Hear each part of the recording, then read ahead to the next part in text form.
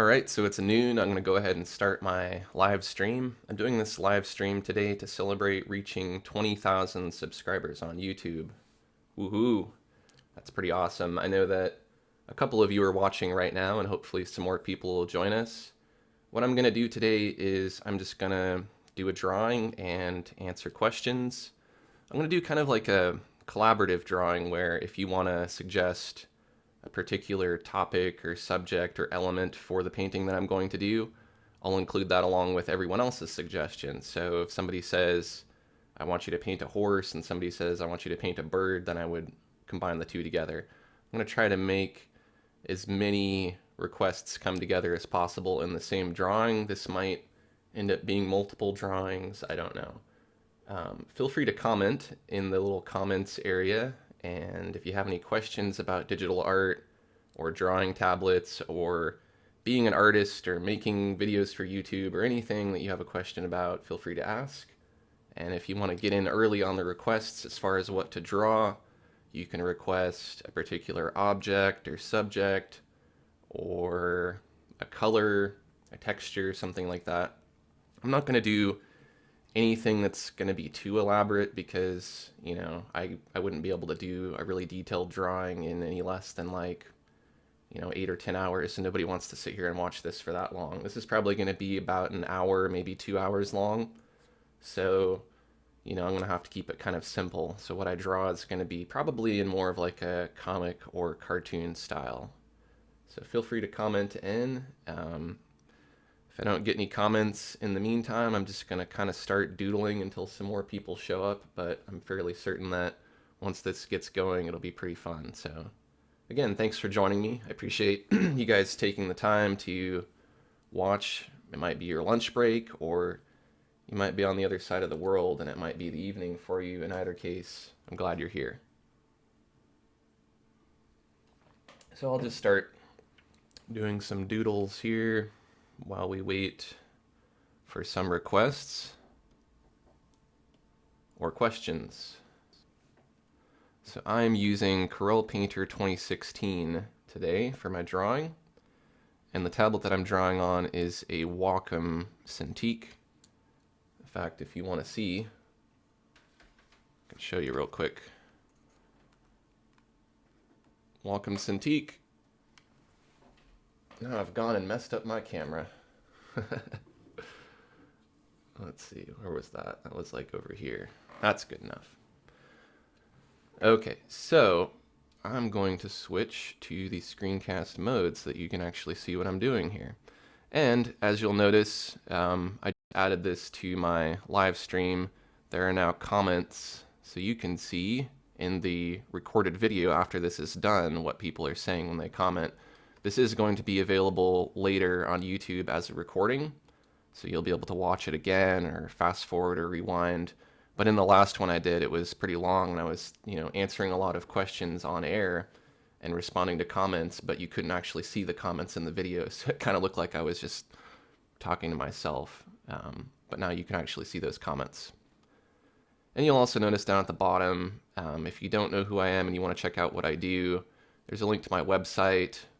There is a link to my YouTube channel, and if you want to support what I'm doing, you can go on over to patreon.com and make a donation, and there's lots of goodies you can get for being a patron. So I'll just start doodling. I don't know what, but this will give you kind of an idea of the style that I'm going to be drawing. So when I'm doodling, I of course like to create layers for all of the objects in my composition. I like to use the detail oils brush to sketch with. And I don't know what I'm going to draw. I'll just start doodling. This is going to be a whale.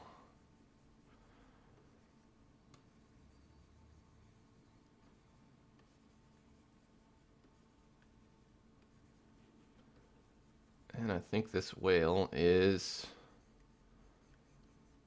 kind of too close to the edge of the canvas, so fortunately, since it's on its own layer, I can just move it more centered.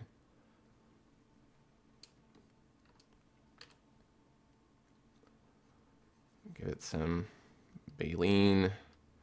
Not exactly sure where a whale's eye is. I think it's kind of back towards the side of the head. So that'll just be my sketch. And I'll create a new layer for my ink. Thanks everybody who's just now joining me.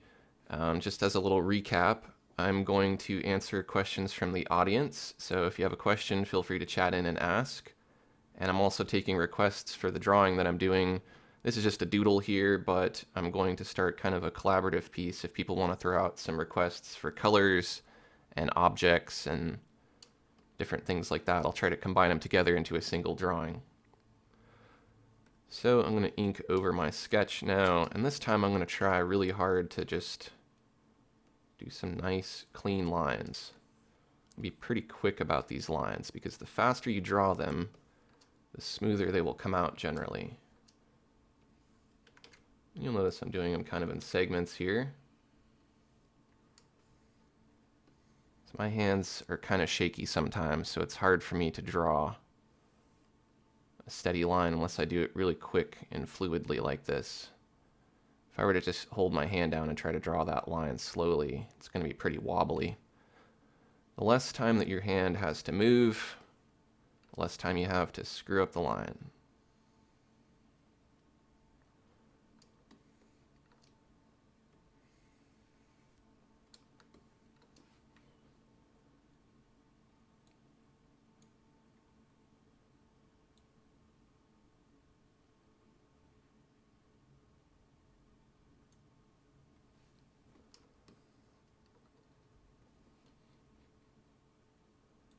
Oops, I moved my window a little too much there. Just trying to keep an eye on the comments.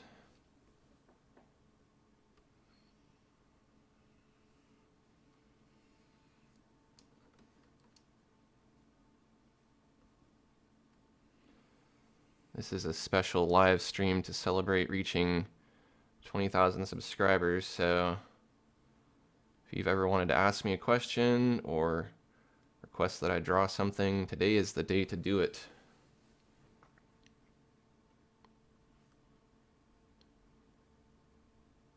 Do something like that for the eye.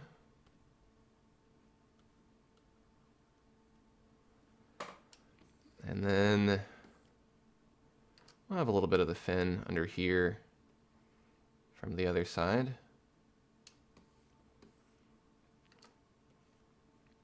And then we'll put a little more effort into the teeth here. Or not the teeth, the baleen. Which I believe is specialized kind of hair. I could be wrong about that though.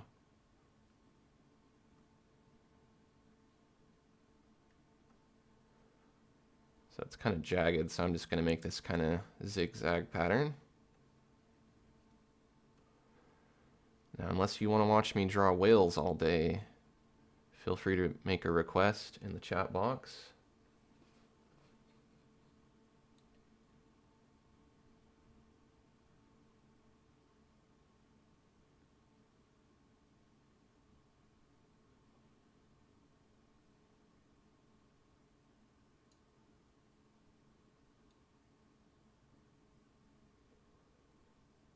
Okay. Sorry, everybody that's commented. For some reason, it took until now for any of the comments to actually show up. So let's see.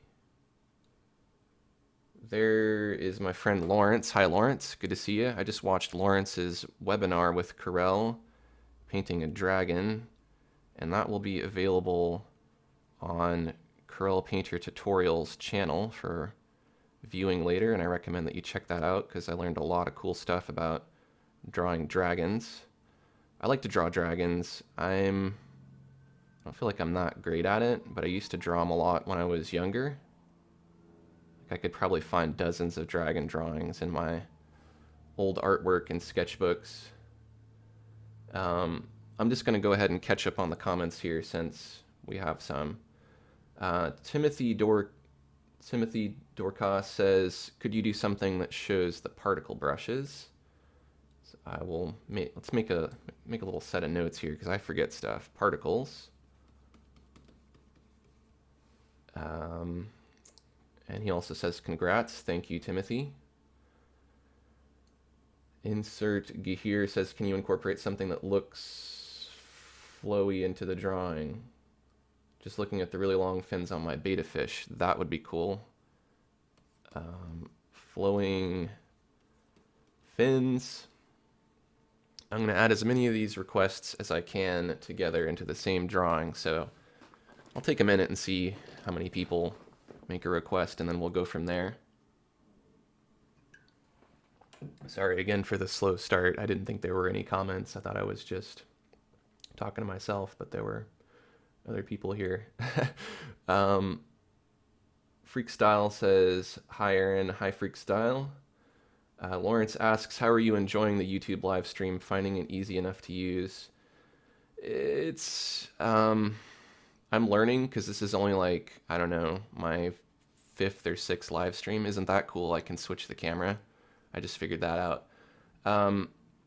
It's kind of hard to get set up. Like earlier I had it, you have to put in your stream key and all these encoding settings. I mean, there's a set of instructions that you can follow and they're not too long. And once you get it set up, you can leave it alone. And what's cool is like, you can put anything where you want it. Like I can put the comments box here, or I can pick any portion of a screen that I want to screen share on any of my 3 monitors and move it to an exact position. Like you can build your whole stream. And then as you saw, you can switch cameras. So compared to a Hangout, you know, the functionality is definitely a lot different. I think the Hangout is easier because it's all set up and you don't really have to customize anything. And I think for something like what we do where it's the 2 of us, the Hangout is the way to go. But if you're just kind of doing like a solo thing, the live stream definitely works better, I think, because, you know, again, like I said, once it's set up, you just click stream and you can just start streaming anytime you want. So if you want help setting that up, we can get together and check that out because I think it's kind of fun. Vincent112 says his Wacom Pro arrived today. He's a newbie, in other words. He switched off the mouse and using the pad and pen only. He has a pain between his shoulder blades. Okay, so as far as ergonomics, if you're using a tablet like the Wacom Intuos Pen and Touch or any of these USB tablets that you're putting in front of you and drawing, the most important thing is that you want your tablet to be flush or parallel with your screen. So my screen's right in front of me. I want the edge of my tablet to match the edge of my screen or the monitor that I'm working on, because if your tablet's kind of off to the side like this, or it's way over here or off in some weird position, you're going to start to get weird pains and things, and you're not going to be very comfortable. I'm working on a Cintiq, so I don't use this much, but when I used this before, I'll just show you what I did here with my webcam. I'm getting some special behind-the-scenes access today. So I have this rolling tray that's on my desk that slides out in front of me. So I would have this keyboard originally when I didn't have this giant Cintiq on my desk. I would have my keyboard up on the desk, and then I'd put my tablet here. And I'd want to make sure that it's flush with the screen, not off to the side, not way over here, right in front of me, right in front of the screen. And that's going to be the most comfortable drawing position, because then you can look up at your screen, look down and draw, and then you're good. I guess besides that, it might be kind of up to you how you're most comfortable drawing, because you may be, you know, like I know there's people who like to draw laying on their stomach on the floor with their tablet, and that's how they're most comfortable, and it may depend on what you're used to, you know, or maybe even what country you live in. You know, here in America, people are lazy and they sit on, you know, big leather couches and stuff, kick back and draw, versus, you know, if you live somewhere where you don't have like a big couch or an office chair, you might be sitting on the floor and drawing. So that might be a more comfortable position for you. So really just think about where are you most comfortable writing and drawing, and try to kind of translate that to the digital world. But again, make sure that everything is kind of right in front of you. Otherwise, the hand-eye coordination thing is just going to be off. Ray Bogart says, greetings. Good to see you, Ray. I have a question about where do I live in the U.S., East Coast, West Coast, no coast. I am in Seattle, so I'm on the West Coast. And right now it is a little bit after 12 p.m. It'd be interesting to know where everybody else is from. Feel free to chat in and say hi and introduce yourself and let us know where you're from. Ragiel Bogart is asking, been meaning to ask me, have I noticed the HSV creeping up or down on you in Painter 2016 when switching between the eraser and the brush on tablets? Not really. I haven't thought to look. Let's see the eraser. Maybe flipping it upside down. No, I haven't noticed it moving. You know, that's something, if you notice, is happening pretty consistently. I would just email Corel and let them know about that, because maybe that is actually a bug and it can get fixed in the future. Feel like drawing a fennec fox, also asked by Ragiel. So fennec fox. I promise I will start drawing here pretty soon. I'm gonna switch back. I'm gonna try to multitask and draw the whale that I was drawing while reading these comments. That's gonna be hard to do. I got a second on the dragons. Low polygon art. I'll have to do some streaming stuff. Lawrence says, definitely Lawrence, you should do some streaming. I would definitely check that out. Vincent's from Ireland. Instant Gears from Austin, Texas. And Dennis, I'm just going to say Dennis because I can't see the name from here. Dennis T says, hey Aaron, how do you paint ice for a winter theme? So I will try to incorporate ice. I'm kind of looking for more of like objects or components that I can combine with other things into the same drawing. So if I can work in ice in some way, I will, but I'm not going to go into like an ice tutorial. But that is a good suggestion for a future tutorial. I believe if you look on my channel, on my YouTube channel, that's youtube.com/Aaron Rutten, I have a video from a series called Draw This, which shows you how to draw icicles with Corel Painter. So you probably could just kind of adapt that to the kind of ice that you want. I mean, there's a lot of different kinds of ice. You know, there's like ice crystals, snowflakes, snow from a distance, snow up close, things like that. So I would definitely watch that tutorial and then go from there. Okay, so I'm done doodling this little whale. This is going to be kind of the style that I'm going to be drawing in. I will add color. It's going to be kind of a line art style. Let's hide this sketch so we can see what this looks like. So I'm going to see if I can get a few more requests, because right now we have something that uses particle brushes and ice, something with flowing fens, and something that's part fennec fox. But I might need a couple more things to combine into this drawing. So feel free to request maybe a different kind of animal, or an object, or a color.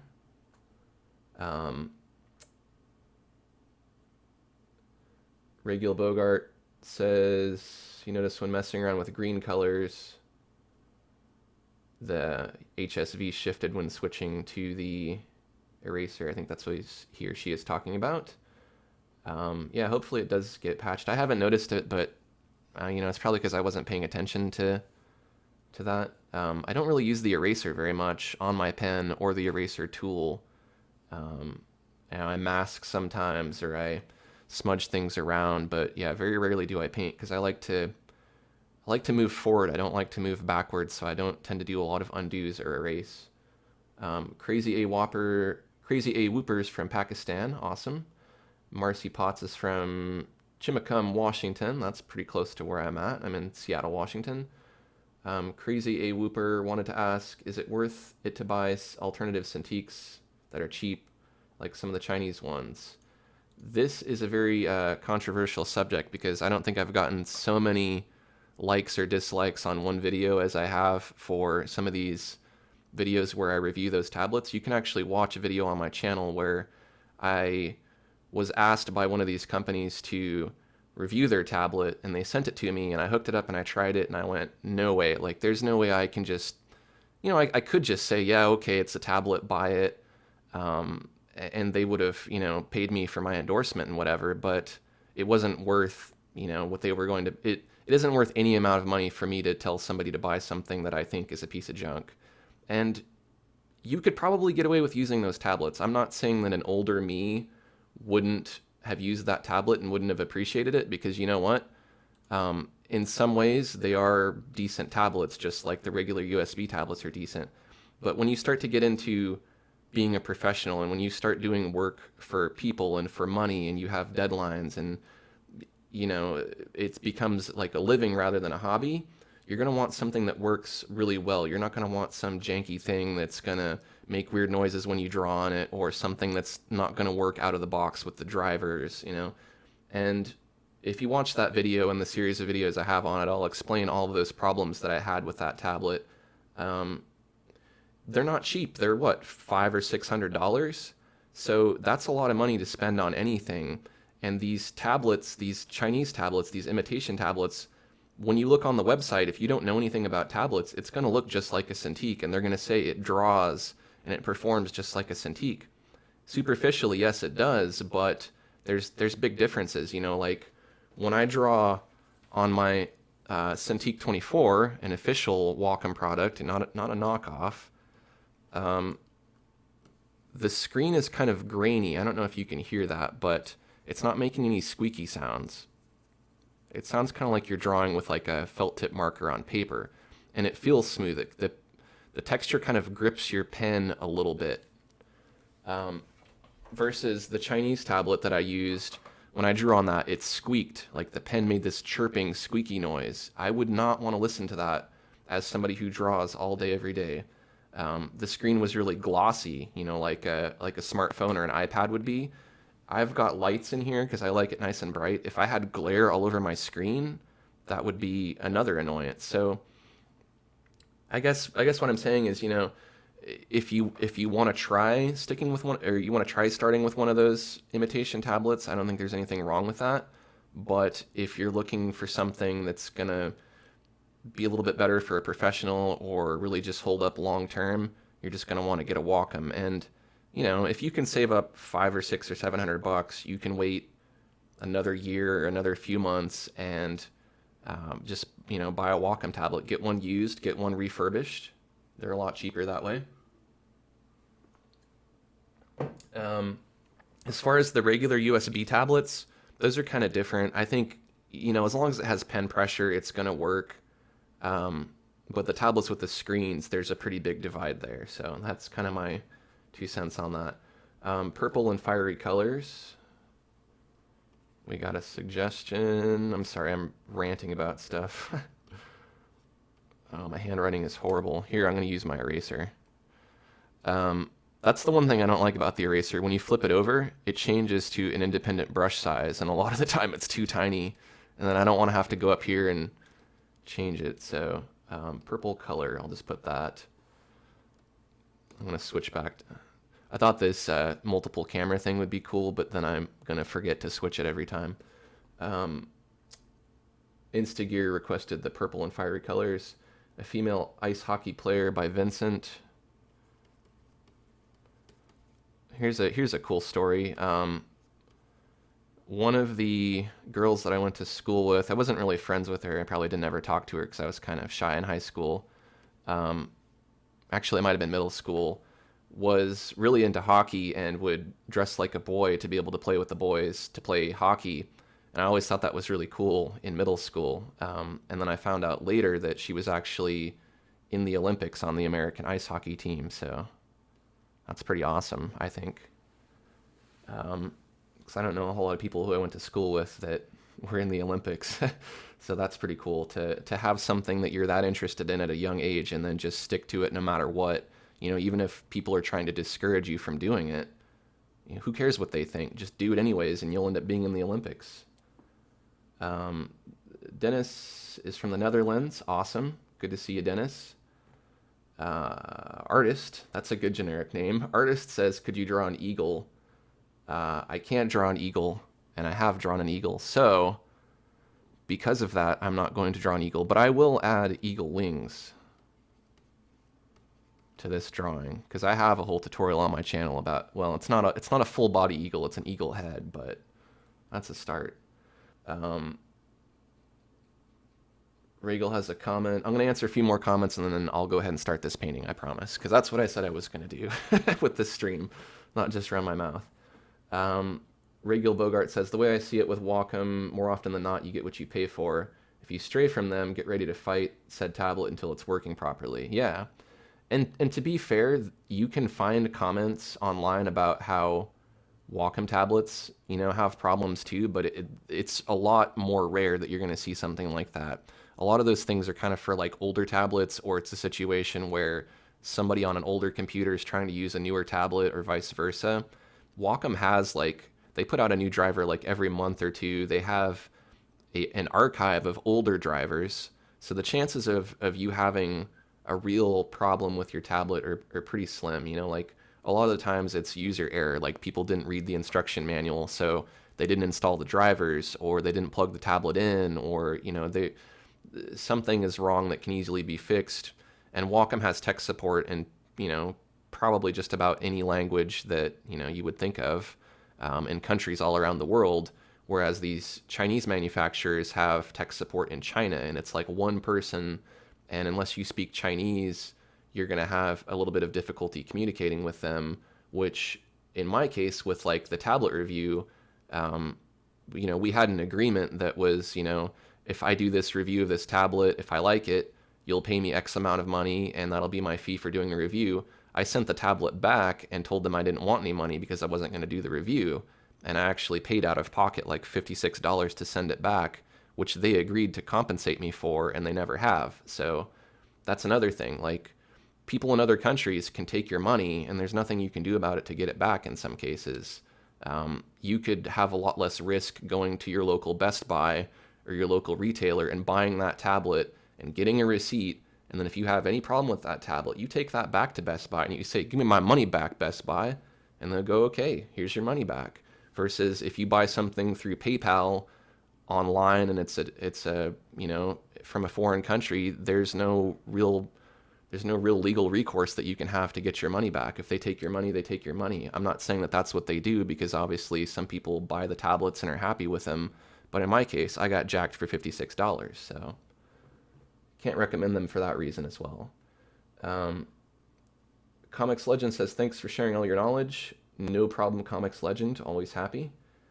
Crazy A Whooper says, thanks for the review, but they're comparatively cheap to the Cintiq. I mean, the Cintiq 13 is more expensive than a Chinese 18-inch.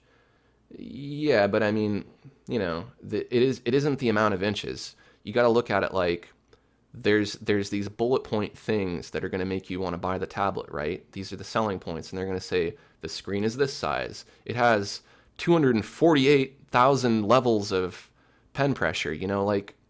What does that mean? Okay, I've drawn with tablets that have 512 levels of pen pressure, and I can draw just as well on that tablet as one that has 2,048 levels of pen pressure. The lines per inch, the tablet report rate, those things are all just numbers. It doesn't matter. You could have a tablet that has a 52-inch screen that costs $50, and if it squeaks when you draw on it, and if the color's not accurate, and if the cursor doesn't line up with the pen tip, what good is it? You'd be a lot better off with that smaller screen that works a lot better and is a lot more professional. More fantasy type and make it evil. Okay, so fantasy evil. Okay, so that is what we're going to draw. I'm just going to ditch this whale. Sorry, whale.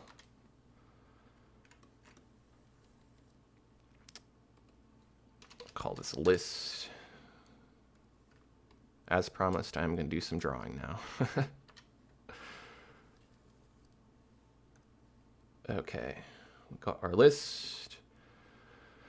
So something that looks like a fennec fox with flowing fins that's purple that is incorporated with a female ice hockey player. So this character that I'm drawing is going to be female and it's going to be playing ice hockey, I guess. It's going to have eagle wings and it's going to be in an evil fantasy style. And ice will work because we can have this person skating on ice, I guess. That'll work. And then if I can use the particle brushes, I'm going to do that as well. So, here's where the challenge begins. As I did earlier, I'm going to create a new layer for a sketch. And I'm going to use the Detail Oils brush. And you got to look at this list and you got to go like, what's going to fit in logically? You know, like ice hockey is a role and female is a gender, so we can kind of put those two into their own category and go, okay, we're going to lock that down. Eagle wings doesn't really interfere with anything else because there's no other types of wings that were requested. There's nothing else on the back that's going to interfere with that, so we can safely say it can have wings. Fantasy Evil's a style, purple's a color. Fennec Fox can be expressed, I guess, as far as up until the head. The whole head could be a Fennec Fox, I guess, or it could have Fennec Fox ears. Flowing fins, that'll be a little tricky to work in because we're doing a fox eagle, but it could have fins too. So that's kind of where I'm going to go for this one. Now, I don't have a lot of experience drawing Fennec Foxes, ice hockey players, but other than that, I think I can do this. So I'm going to save myself a little bit of time, and maybe I'm going to turn on the mirror painting tool. I'm feeling inspired by Lawrence here with his dragon, so I could get a reference of a Fennec Fox, but I kind of have an idea of what it would look like. I'm going to give it a... That's way too big for the head, although I do like it. So I'm going to free transform that. I have Control T as a shortcut on my keyboard. And I'm going to make sure that I keep everything centered, because when I'm using this symmetry drawing, if I move my artwork left or right, or I move this guide left or right, it's going to totally mess up the symmetry. Vincent says, I have that drawer thing for the keyboard too, but I'd never thought to switch out the tablet for the keyboard. Vince, you meant drawer, not drawer. Yeah, the little keyboard tray thing. Yeah, you put your tablet on it and then it's fine. It's especially if you have a big tablet, because I had like a 9x12 tablet and then it's out of the way. Because yeah, I mean, you know, not everyone has like a huge desk, so it is kind of hard to have a good drawing position.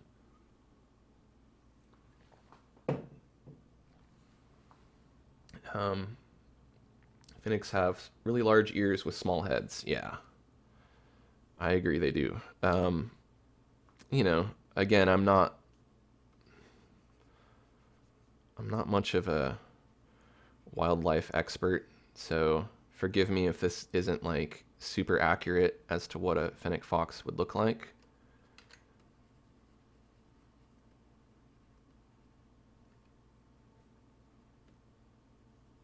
But I'm going to do my best.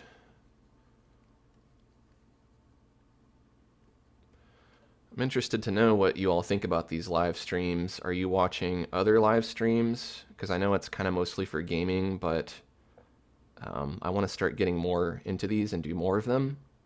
But I just don't know if people will watch them. I mean, you know, we got some people watching today, but some of the streams I see have, you know, hundreds, thousands of people, and I just wonder if, you know, people will watch it for gaming, but are that many people going to watch somebody talk and draw Fennec Fox hockey players?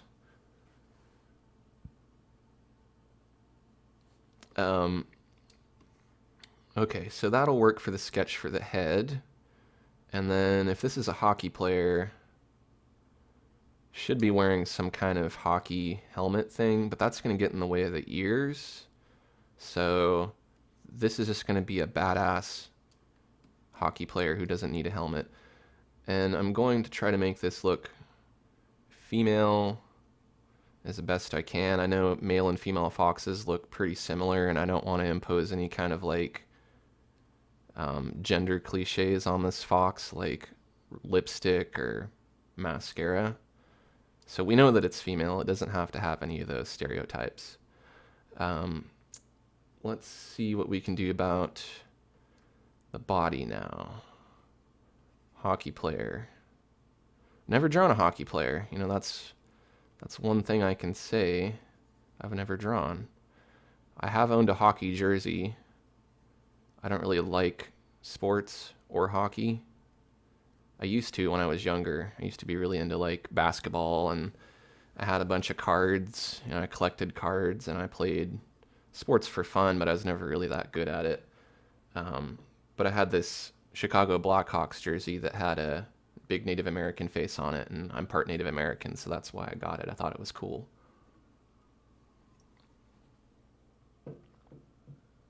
This is the Instagear says they follow 2 artists' live streams. That's cool. Hopefully this will be the 3rd one.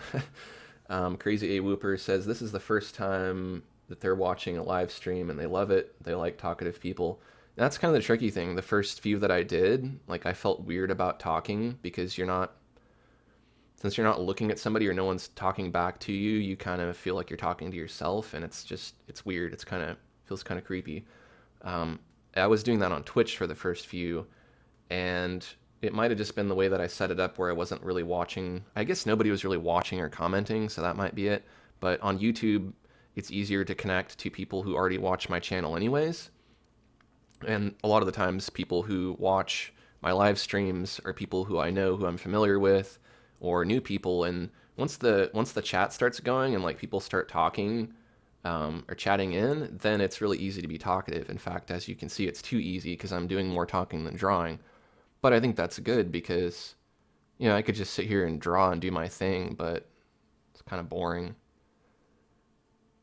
And balancing the two, that's really, really hard. Like talking and drawing at the same time, you wouldn't think would be that hard, but it is extremely difficult.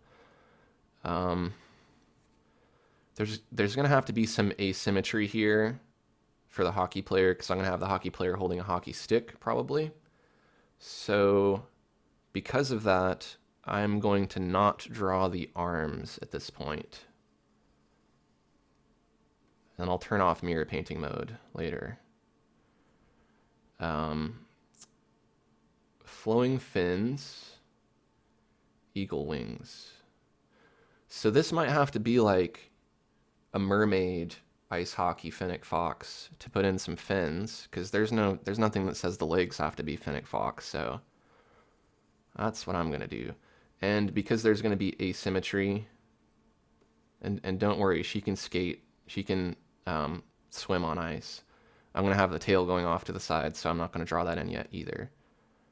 So we've got our jersey. Maybe our jersey will have some kind of logo on it, like this.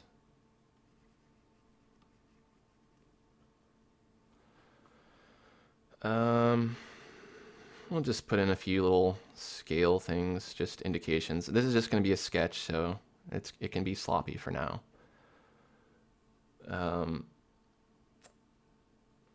Regal Bogart says they hope YouTube becomes a viable stream service for artwork since Twitch is more or less gaming. Yeah, I agree.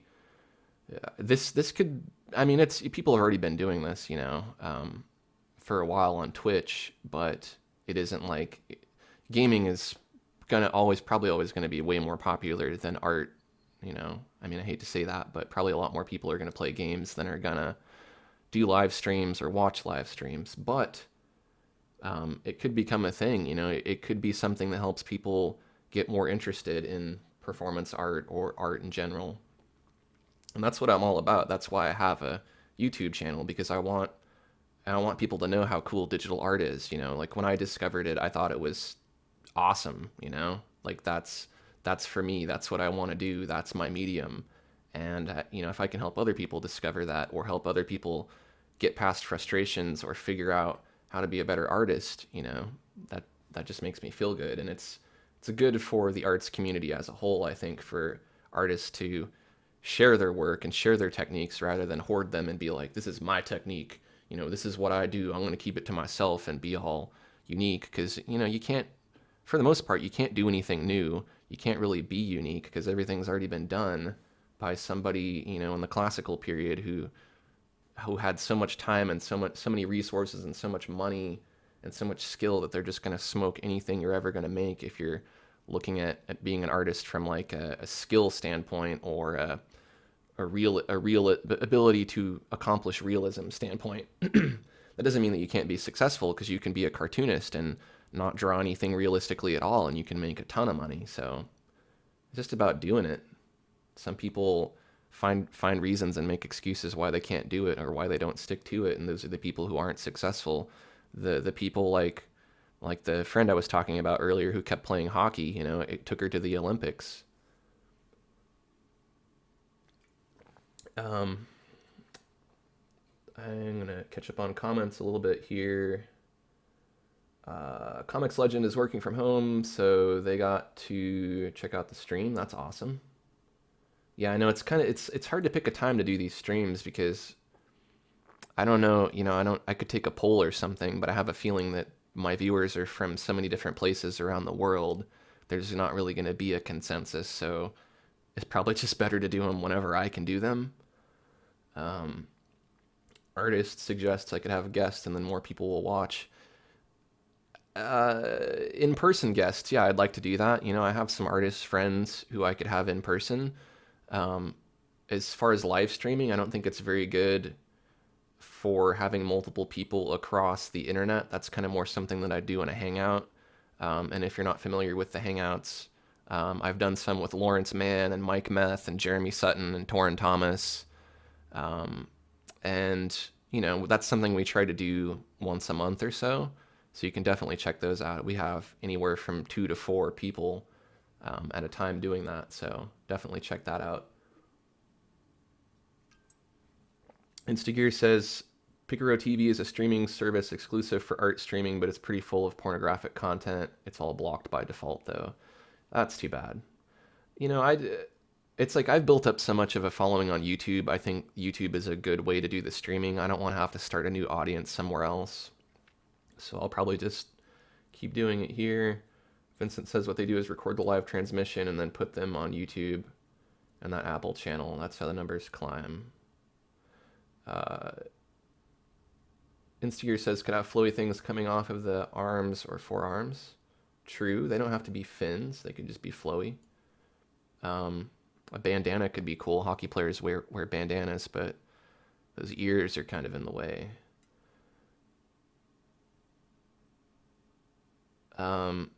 Made the body puffy. Make it slim.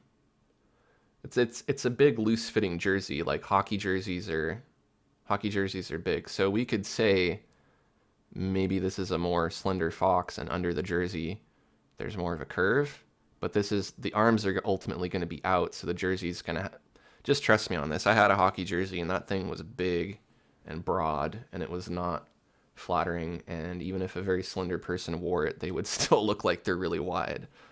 So that's part of the hockey jersey. And you know what? Even fennec foxes have different body types. Not everybody's slender.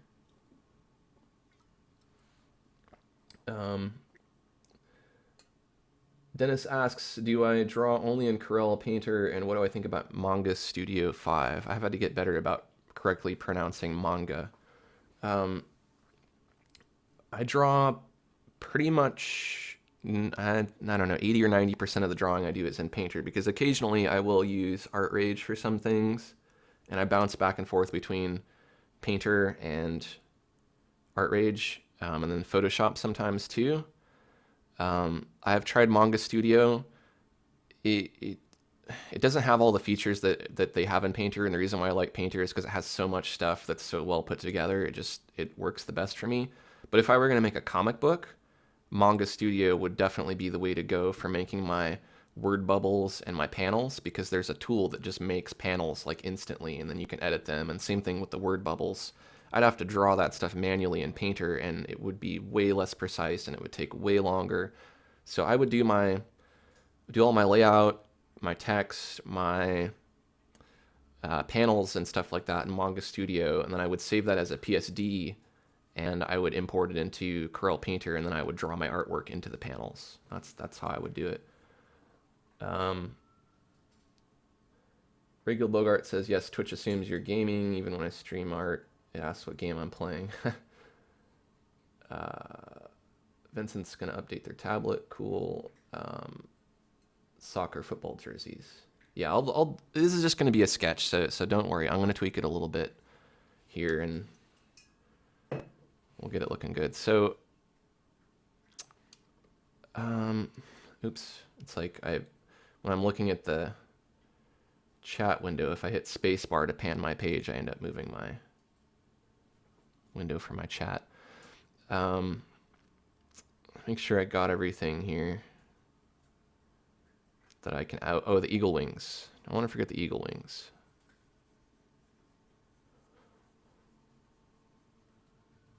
So I'll just draw the general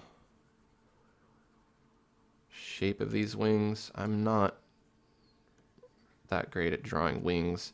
The reason why is because they have so much detail in them. So I just usually give up. You want something kind of like this, where this is going to be the actual bone or the arm, and then the individual feathers are going to kind of radiate out from a central point, more or less, kind of like dragon's wings.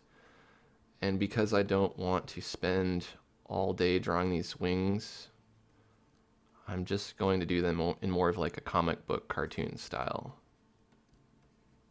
And hopefully that'll be good.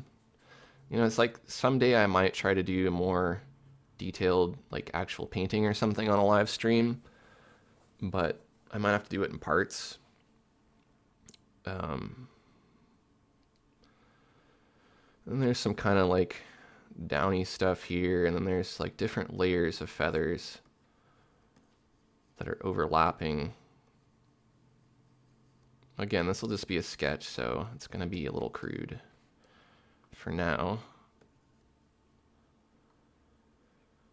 Okay, so I think we can stop using symmetry for a moment, so I'm going to turn that off. I have a little handy dandy shortcut here for that up in the top. I could turn that on and off.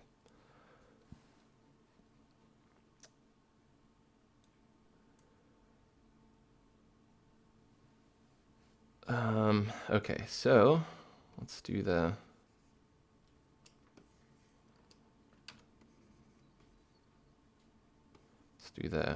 frilly tail here. Kind of like a beta fish.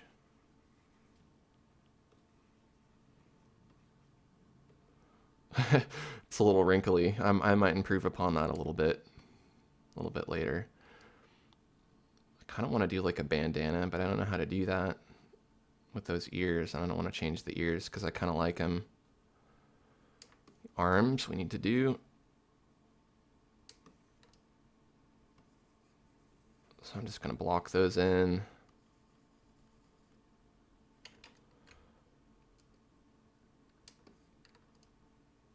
I'll have the arm kind of coming forward in three-dimensional space. That hockey stick will be, maybe we'll have it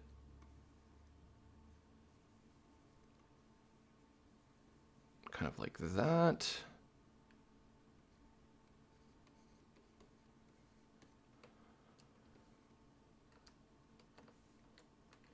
And I'll just continue it down. I don't know how long a hockey stick is. About that long. That might be too long. That's a long hockey stick. Let's go a little bit shorter. Maybe that's good. And the other arm can just kind of be down off to the side here, I guess.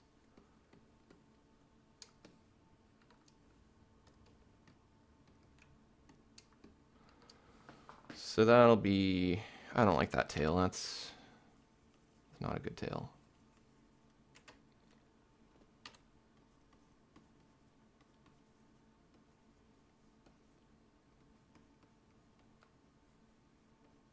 Just looked kind of like crusty. I'm just not able to draw a tail today. It's not the tail that I see in my mind, man. It's just not coming out.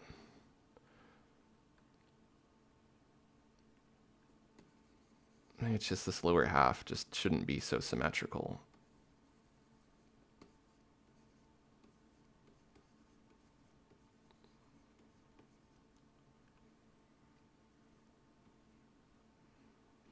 Gotta have intense concentration here for this part. That'll do. So I'm going to delete all these oil layers that I have here, make this a little cleaner. So we got our sketch. I am going to turn on preserve transparency for that sketch. I'm going to fill it with blue. So we have kind of a different color to draw on. And then I'm going to add a new layer, turn off preserve transparency, call this ink.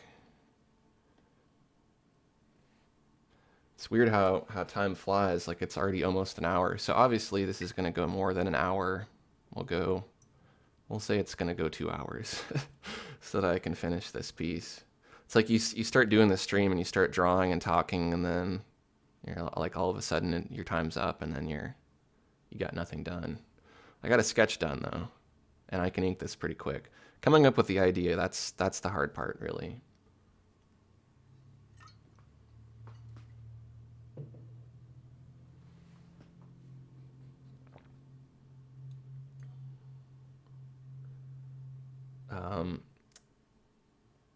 Lawrence says you can change the tail to a ghost so you can use the particle brushes to full effect. Yeah, I could do kind of a ghostly tail. Damn it, I did it again.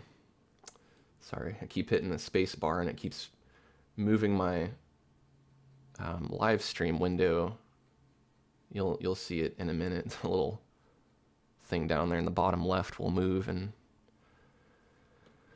okay, ink time.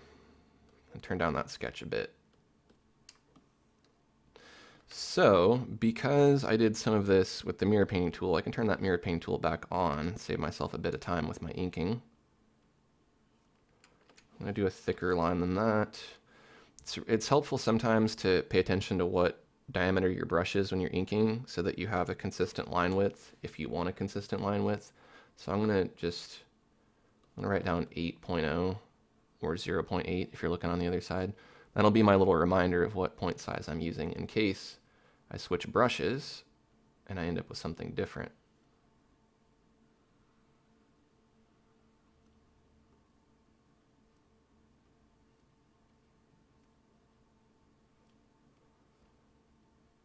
And just for some of you who weren't here earlier, you should check out Lawrence's webinar that he did with Corel Painter. That'll be available on Painter Tutorials YouTube channel pretty soon here.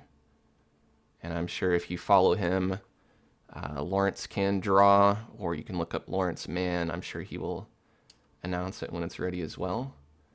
But he did a pretty cool tutorial of how to draw a dragon using this same mirror painting mode. Really comes in handy. Saves you a lot of time. What's cool is sometimes you'll notice that when you're drawing on one side of the screen, it's harder to draw certain curves and certain lines and certain angles, and it's much easier from the other direction.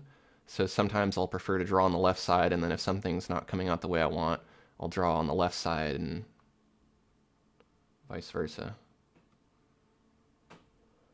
I'm taking some artistic license about the shape and the proportion of this animal because I don't know definitively what a fennec fox looks like. I do like animals a lot, and I'm surprised at like how much I know about animals compared to some people. I play pub trivia sometimes, and then when it comes to like history and geography and all these things that I should know, I don't know anything about it. But then when there's like an animal round where they show pictures of obscure animals, I know like 80 or 90% of them. And even obscure ones like a fennec fox, I would know a fennec fox versus a non-fennec fox, like a red fox. Elizabeth, I'm coming to join you, honey. Red Fox joke, everybody. That was actually one of my favorite shows is Sanford and Son. I think it took a while to grow on me because when I was younger and I watched it, I didn't understand anything about the 70s or politics in the 70s, and so everything went over my head. But then when I watch it now, knowing a little bit more about things, it's pretty entertaining. It's a good show. I think I watched like nearly every episode of it, and even the spin-off, which I think was just called Sanford. Because that's what you came here to watch, is me talk about Sanford and Son and how much I like it rather than draw. Let's see what else we can do. And I'm going to ignore the arms because those are asymmetrical. And I think that the logo on the jersey is probably going to be just a flat color, so I'm not going to ink it.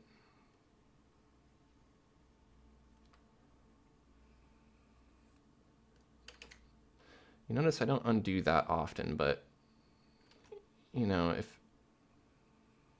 I do something I really don't like, I'm going to do it. Now, here's a point where I'm trying to draw this line, this upside down curve, and it's not coming out good no matter what because it's an awkward angle. So let's do a little flipping of the screen here. I just want to show you something. So when I'm trying to draw this line like this, it's not coming out. I'm going to change the angle of my arm. So I was here, and I'm going to go here. And that might make it a little bit better. It's hard to do while I'm holding the camera. Oh, no, it doesn't want to focus. All right, I'll put you back. Finicky little thing. If I change the angle, or I could rotate the page. I generally don't really rotate the page that much, but if I change the angle of my arm, it's easier for me to draw. I can see that being kind of possibly a downside to using the Cintiq versus something that doesn't have a screen, is when you're drawing flat on something that's just sitting in front of you, it can be easier sometimes. I have my Cintiq upright in front of me, kind of in a vertical position, so my arm does get tired, and I find that sometimes it's kind of weird to like get my arm in the right position. I need to fix my chat window again. I had that messed up. Let's answer a few more comments. Really does fly by, doesn't it? Says Lawrence. Yeah, I mean, like when I did my webinar, I just made sure to, because I anticipated that was what's going to happen, is I'm going to have to cram a lot of drawing and a lot of question answering into a very short period of time. So I already did the drawing, which I know you did with yours. I did it ahead of time and then practiced a couple times, just like making a bullet point list of here's every single step I'm going to hit. I'm going to go bam, bam, bam, bam, bam. I'm going to hit questions here. I'm going to take a break here, and like just tried to really just run through it really fast. And I think that helped. But I was also just painting a mushroom, like it wasn't that hard to draw. If I was trying to do something more detailed, like a dragon head, I wouldn't have gotten through it either. But I don't think that's the point, because like what you did in your video is way better than most people watching could do, and they learned a lot about your technique. The audio cut out a bit. That was kind of lame, but I mean, I guess that's just how it is when we're on opposite sides of the world. But that's kind of the risk you take when you're doing these live streaming. Like the interview I did with Wacom, I was so excited about, and I was like, yes, I'm going to do an interview with Wacom. In the first 11 minutes of that, there was echo in only my audio, and it was embarrassing. It was awkward. I didn't even want to be there. But I powered through it, and then the whole rest of the thing was fine. But it was just like, man, like it sucks to be in that position where you think everything's going to be going right, and then there's some technical glitch that you have absolutely no control over that messes everything up. But I thought it was good. I learned a lot from it, and it's inspired me to do some symmetrical drawing of my own today. Let's go through a few more comments. I am Wee Johnny, says, hello, a fan from Scotland. Hello, Wee Johnny. Thanks for joining. Gonzalo Cordero asks if I'll add more detail to the texture of the fur. I will. We'll see what I'm going to do as far as color and texture and form. You know, I'm going to try to get through this inking and basic color phase before another hour passes.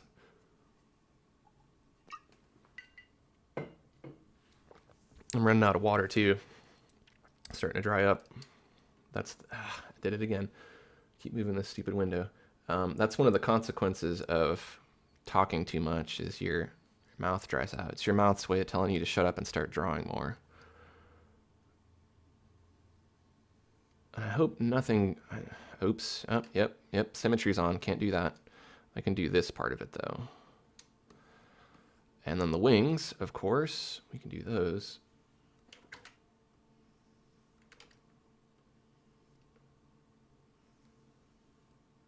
Like so.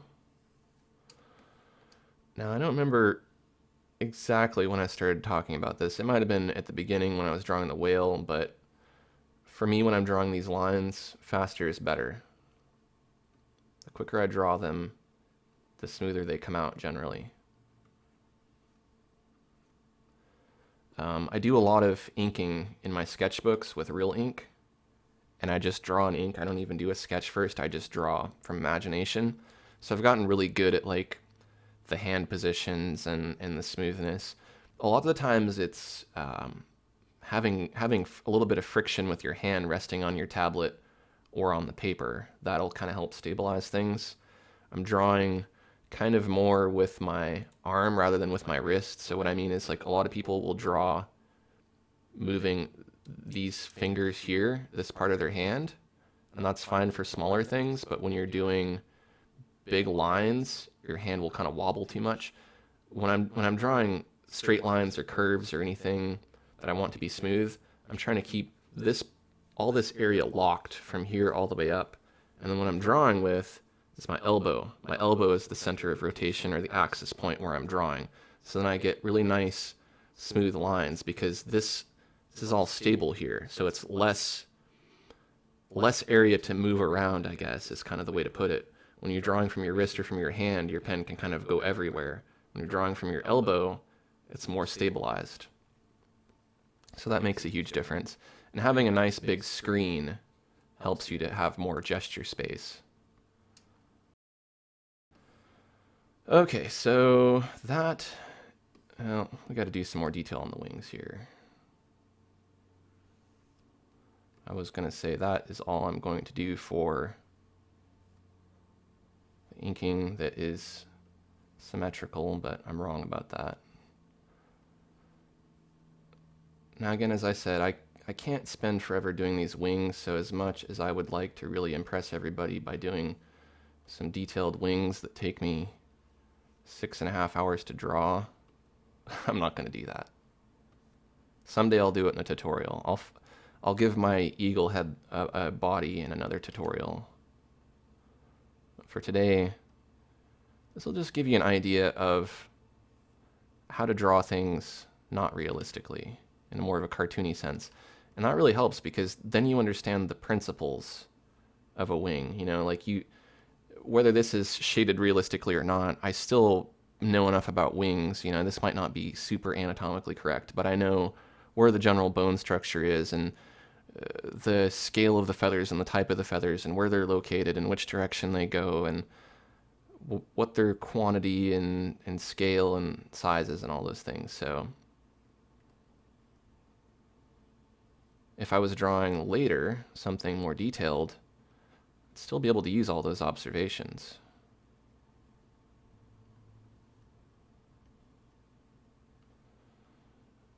Maybe we'll do some intermediate feathers here.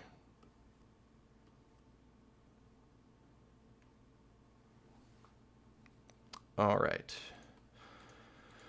Zooming out. It's looking kind of masculine. So not what I hate to like do these gender stereotype things, but I think maybe some eyelashes will kind of help feminize, Because, I mean, it's not like foxes have the same anatomy as a human, so I'm not going to put 6 boobs down here on the bottom. I think that would just take this to a whole different level. So let's break out of mirror painting mode. Just turn that off with my little shortcut up here. And then we'll ink the non-symmetrical things. Now here, since I changed my brush back and forth, you see my brush went down to 4.1. So now I'm really happy that I wrote 8.0 up here, because now I can go, oh, my brush isn't the right size, and I don't have to guess. And that's why I do 8.0, not 8.1 or 8.3 or something. It's just a nice even number that I can remember. Also notice I'm zooming in quite a bit to this piece, and I'm working at a pretty high resolution. This is a 11 by 14 canvas, 11 by 14 inch canvas at 300 DPI or PPI. So that means that my lines are going to be really smooth. If you're working at a lower resolution or a lower size, you might notice if you zoom into your lines, they get kind of jagged. But you're not going to see that here because it's nice and smooth, but just in case you were wondering.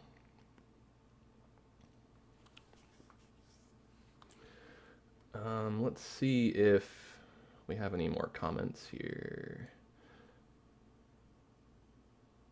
Crazy A Whooper wants... Oh, okay, they already answered your question, Crazy. Yes, live streams are uploaded to YouTube. Gonzalo Cordero has never drawn with that symmetrical mirroring, so hand positioning is important. Also practicing lines in all directions. Yes, definitely. See you later, Crazy A Whooper. Thanks for watching, and you can check the recording of this out later. And I'll be doing more live streams too. If I had a nickel for every time I've gone to pan my page and then moved the wrong window because I was reading comments, I would have 50 cents. All right, so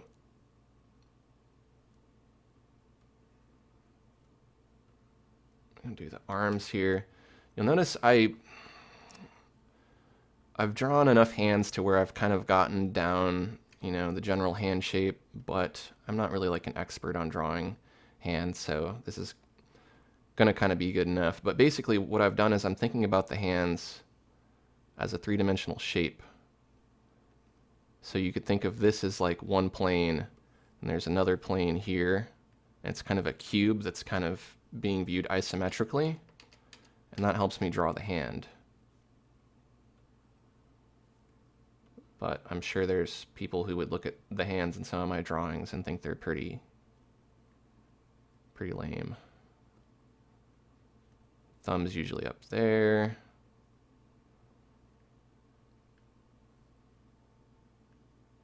I don't know why I'm giving this hockey player human hands instead of paws, but that's just how it's going to be. It's kind of hard for a paw to hold a hockey stick. Unless you're a cartoon. I guess if you're a cartoon, things can just stick to your hand magically. And I apologize if my hockey stick is not perfect. I played roller hockey a little bit on rollerblades, but I don't remember exactly what my hockey stick looked like, so I'm guessing there. Looked something like that.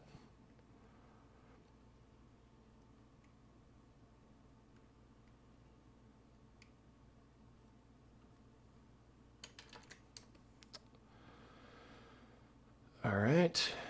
We got an arm over here too.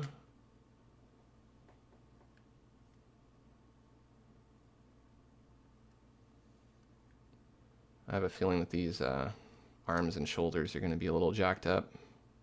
That's okay. It's just a doodle. No one's going to buy this and put it up in a gallery or anything. It's not going to be a portfolio piece. It's just something so that we can hang out and chat about digital art. You can ask me questions about what I'm doing, and I can offer tips and advice and techniques.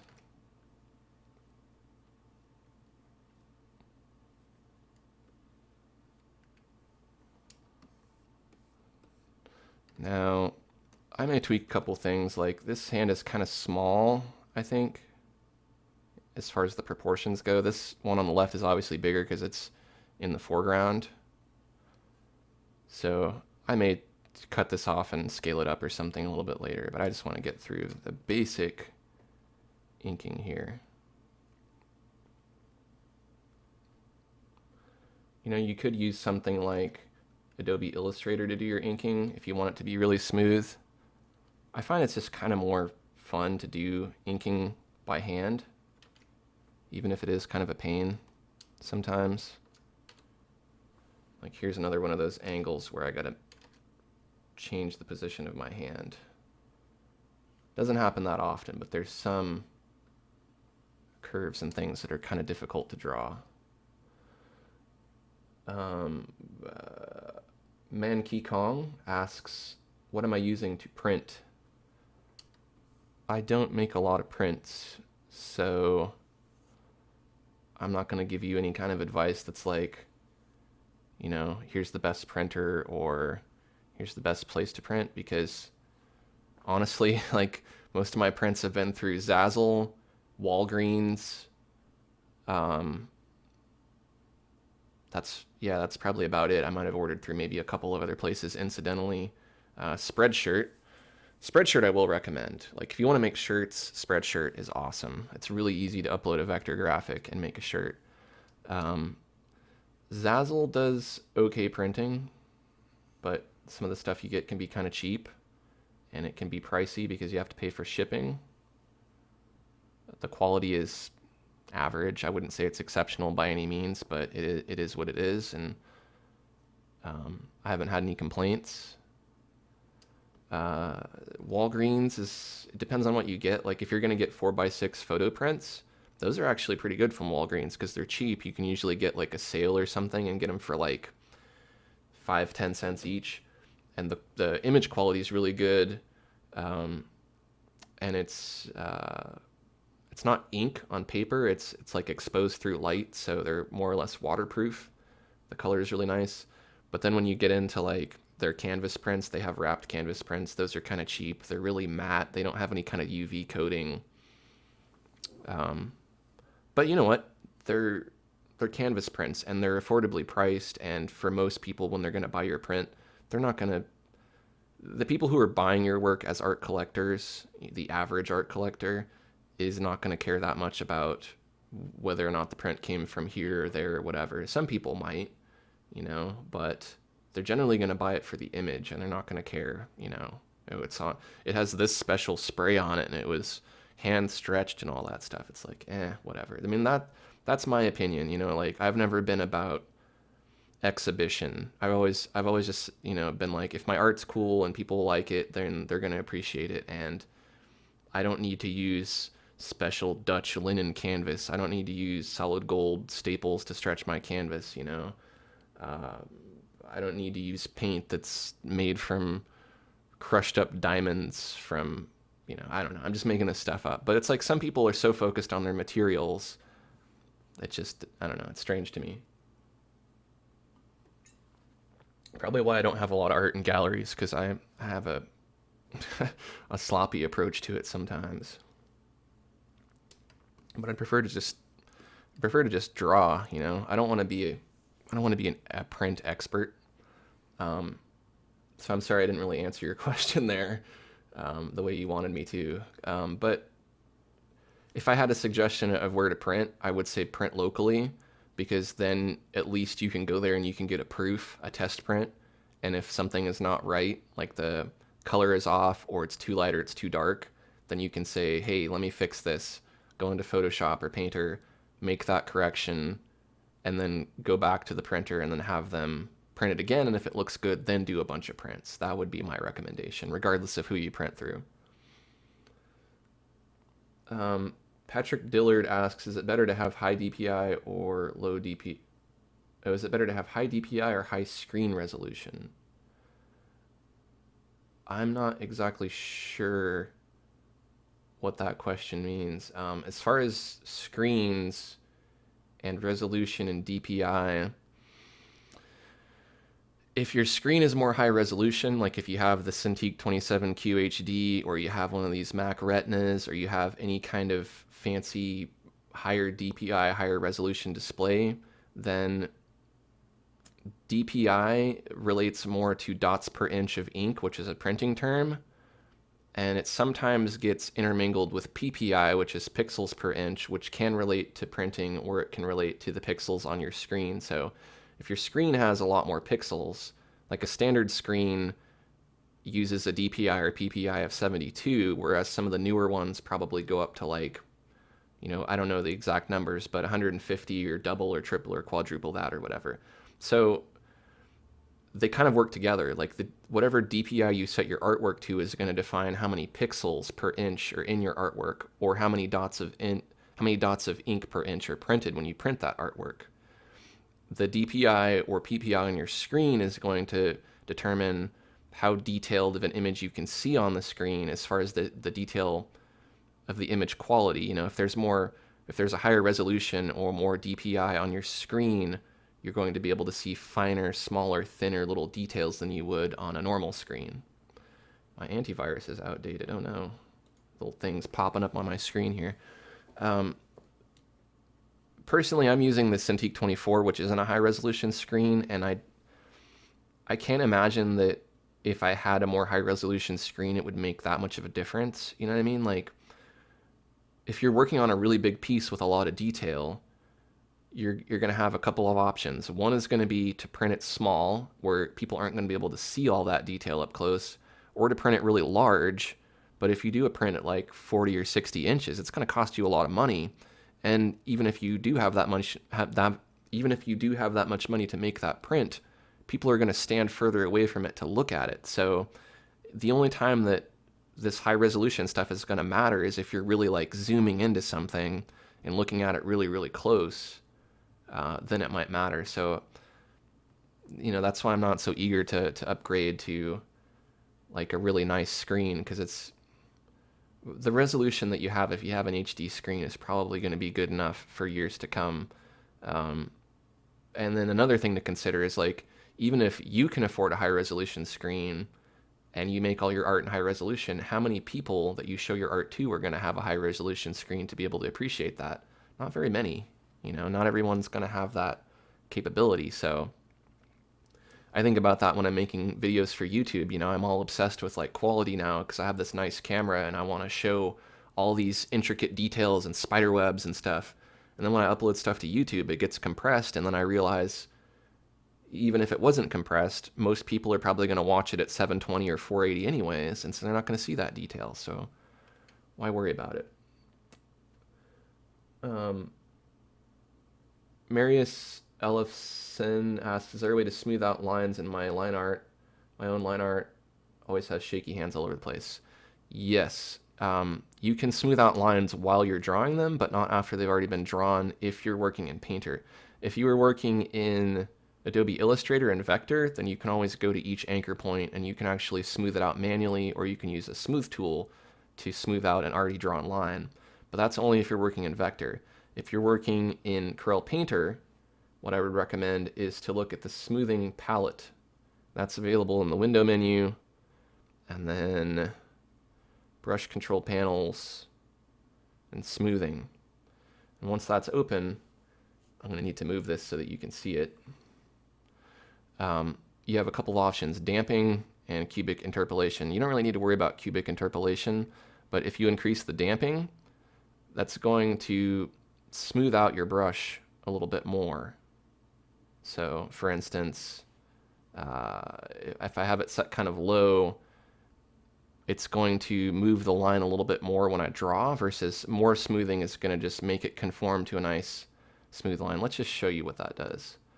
So here's the scratch board with 80% smoothing. If I set it down to like 14, I was drawing a pretty quick line, so obviously it didn't smooth it out as much, but there's more room for the brush to wiggle if the damping is low. If it's high, I set it to 97, you can see how slow it goes. Let me just show you on screen here. So right now it's set to 97. See how I've completed my stroke, but the stroke lags behind? It's smoothing it out a lot. So you wouldn't want it to be that smooth. That'd probably kind of be more of a handicap. I have it set around 80. I find that works pretty good. So that would be my recommendation for that. Let's put my smoothing palette back. And I'm going to do some undos to get rid of all that junk. And I notice, I think I've been drawing with the wrong brush. I mean, it's okay because I still got an inking effect, but I meant to be drawing with the smooth scratch board. I guess I've been drawing with the detail oils. Oh well. Same difference, just the line's just a little bit softer with the detail oils. So I think I can hide this sketch now. I need to do that logo, I guess. I'm going to do that on a separate layer. And I'm going to put my mirror painting back on. And I'll just draw it with black, but it probably will end up being a different color. Inking is a bit harder when you're zoomed out. So zooming in helps. But in this case, I'm not going to stress about it. I'm going to try to speed things up here, because I know I'm moving my mouth more than my pen.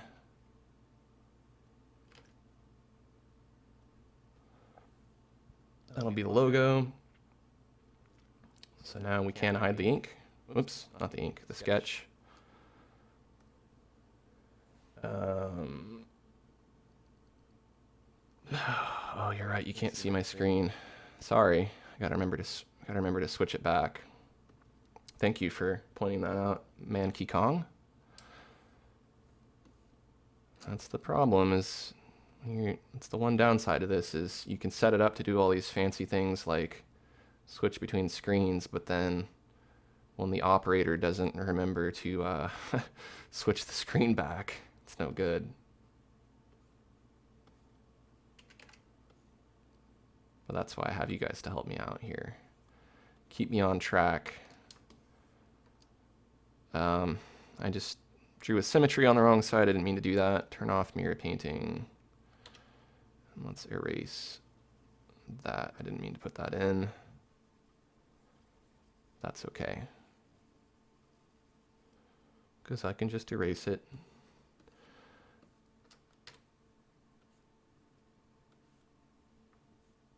Okay.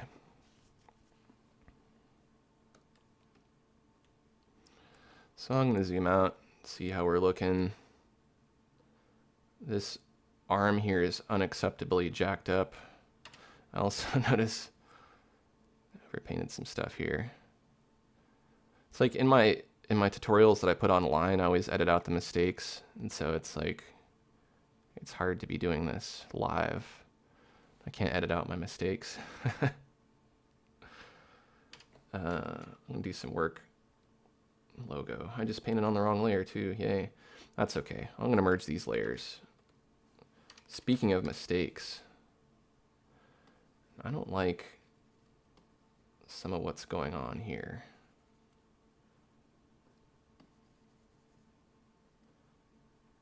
I think the hand is okay. But you know what? It just doesn't fit in with the rest of the piece. Looks pretty bad. So without risking messing anything up, I'm going to create a new layer for that ink to, let's try that again.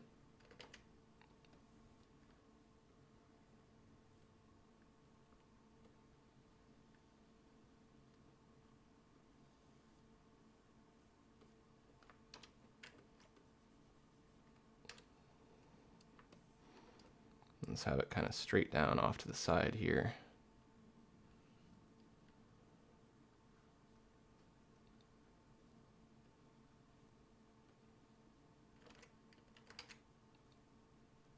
And then maybe that sleeve is kind of baggy and long. That's a good way to cop out from having to draw the hand. Okay.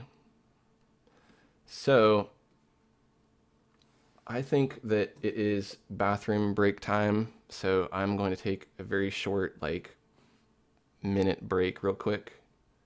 And hopefully you all will stick around, and then I'll come back and I'll keep working on this. So stay tuned.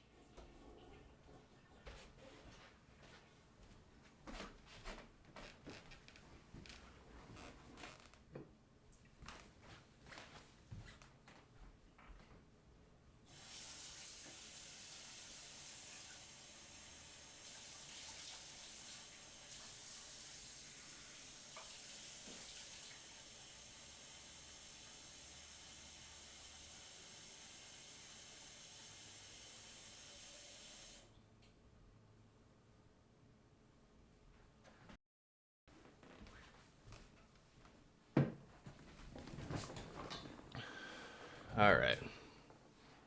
Got some more water. That was important. All right, so I can go ahead and safely merge these ink layers together. And I see I need to erase some of that ear there.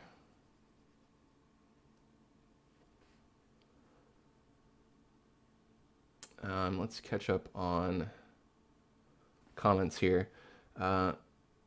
Gonzalo Cordero says, in order to draw smoother and more precise lines, you have to practice. Nothing beats developing hand techniques and stepping up your own ability to make better drawings. I agree entirely. They always say practice makes perfect, and that's just how it is. I mean, you have to draw a lot. You can't expect that there's like one thing that you're going to learn how to do, or someone's going to just be able to tell you how to draw smoother lines. I mean, I can give you advice and techniques and say, your hand position or your speed or what you're drawing with, if you're drawing with your elbow or your wrist. I mean, that stuff helps. But in the end, it's just practice, it's muscle memory. If you do something enough times, you begin to do it automatically without thinking about it. And that's when it becomes easier to do. That's when you master it. So yeah, that's good advice, Gonzalo. Marius Elfsten says, we don't make mistakes, just happy accidents. That's right. Happy trees, happy clouds, happy fennec fox, ice hockey, fish, bird things. Lucas Maludi says, congratulations for 20K. Thank you, Lucas. Instagear's got to go. It's good to see you, Instagear. I hope to see you again. Thank you for watching this stream. Okay, so like how I keep saying, like, oh yeah, like, I can finish this within another hour, and we'll see. I got nothing to do today, so this could be an all-day stream, but I don't think it's going to be. I think I'm going to challenge myself to just try to make something complete. I envisioned in my mind like something a lot more cool and detailed than what I'm doing here, but I talked too much. But if I don't talk enough, that's weird too. What I need to do is I just need to I need to get like a clone or something, or record myself talking and just play it back while I draw. I don't know what the solution is. Practice. That's what I was just saying. Practice makes perfect. If I do enough live streams, I will be able to draw and talk at the same time. And that's true. Okay. I think that will erasing and redrawing spots here. I think that will do it for the basic inking. Okay, so let's go to our list here. So Fennec Fox we can check off. Flowing Fins we can check off. Female Ice Hockey we can check off. Eagle Wings we can check off. Fantasy Evil, I can do that, but I'm going to do that towards the end. You'll see how. Oh, I want to be nitpicky and I really want to do other things to this, but I can't. I'm not going to. I'm going to just make myself just do it, get it done. So let's start coloring this and adding some texture and things. So I'm going to create a new layer below my ink, and I'm going to call this fur. When I separate layers for my color, sometimes I do it by color. You know, I'll call it brown or green, or I'll make a layer for red. And other times I'll do it anatomically. So this will be fur. I might make a layer for head or arms or wings, things like that.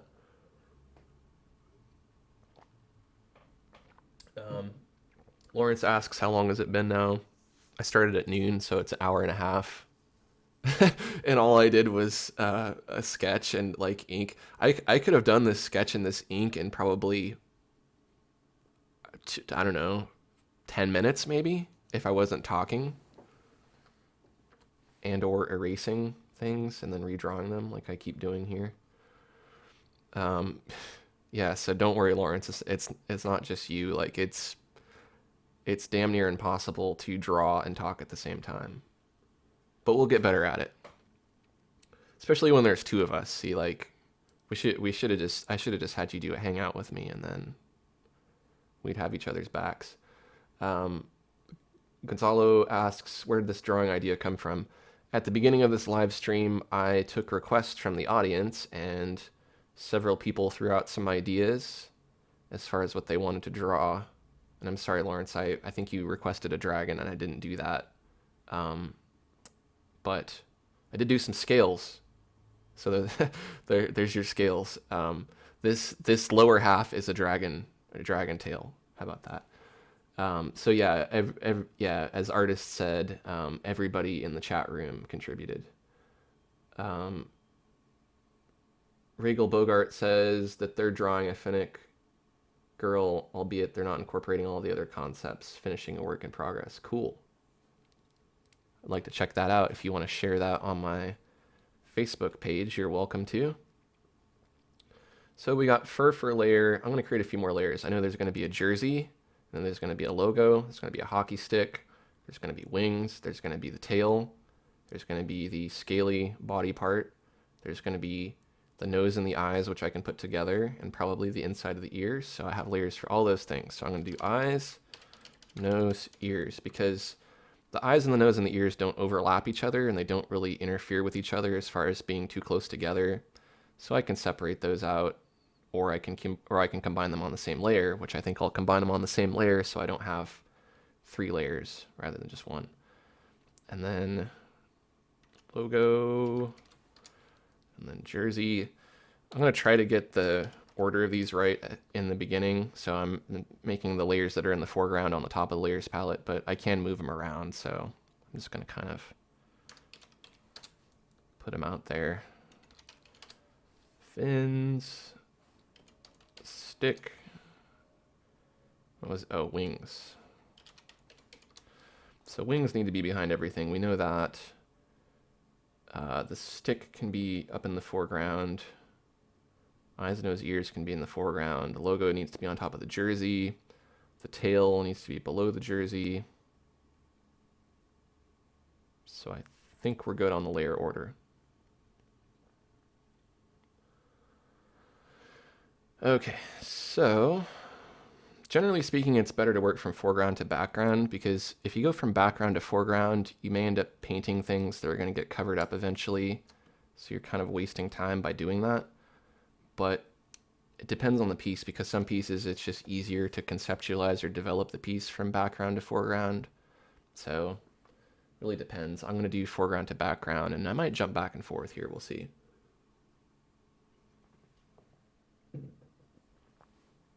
Okay, so eyes, nose, ears. So what I do here is I don't think about what color things are going to be yet when I'm filling in my flat colors, because it doesn't matter. I can change that later. I can change that later because it's on a new layer. So I just pick colors that I can see against this white background or whichever background I'm painting on, and that helps me see that I filled in everything that I want to fill in.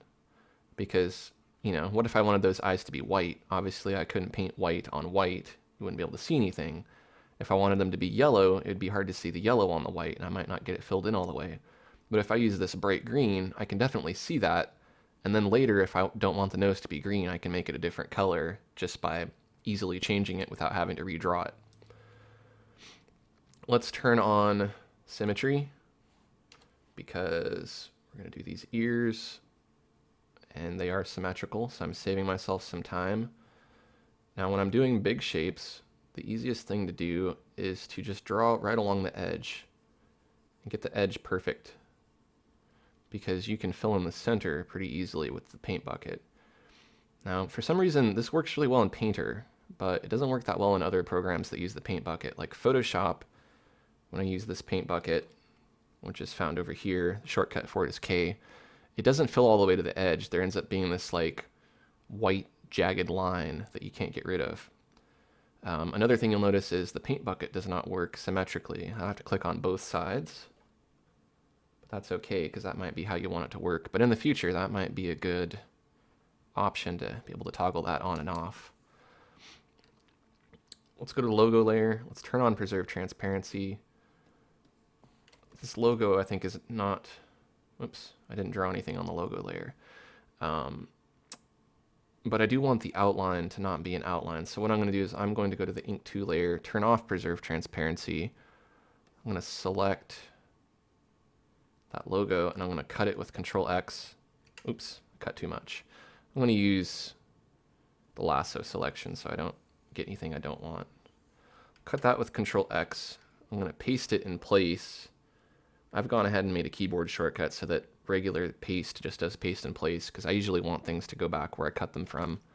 So I'm going to paste that, move that down to the logo layer, and this can actually be logo. I just deleted the other one.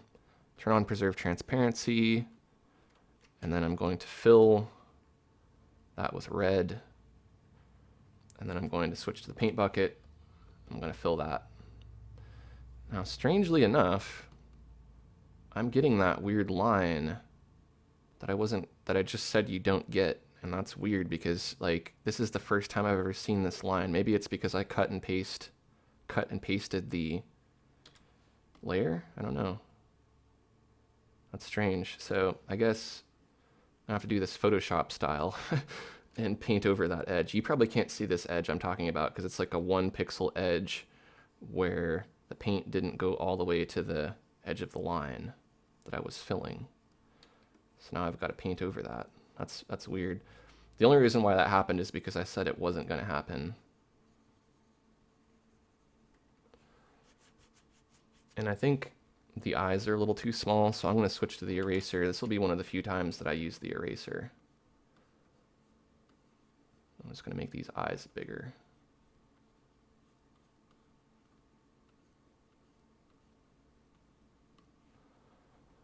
Okay. I think I'll shave off some of this ear too. Try to clean it up. This is going to be sloppy. There's nothing I can do about that other than spend another few hours on it. So if you haven't watched any of my other videos where I do really detailed, perfect drawings, you can check those out because I spend a lot more time on those. Those, even if they're condensed down into a shorter video, I spend hours and hours and hours on those drawings.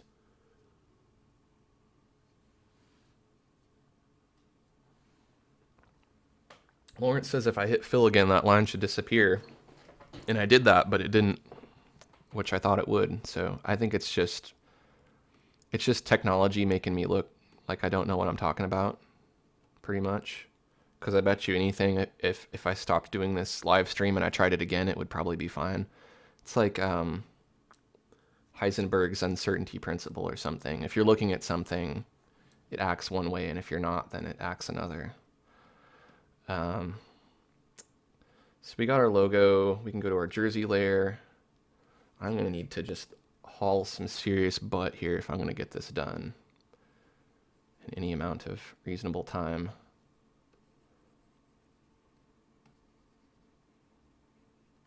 Oh, I don't want to be painting symmetrically. Whoops. Turn off my mirror. That's the tricky part. Like once you start using that mirror mode, if you add asymmetry, then you always have to keep very careful track of when that's on or off, because you'll end up wasting a bunch of time like me and painting stuff and then unpainting it. And like we can use it for some of the jersey. I can go to about here and use it just fine. I just have to make sure I don't do it on any of the other arms. This will give us an opportunity to try out that paint bucket again and see if it's just me. Go along this edge here.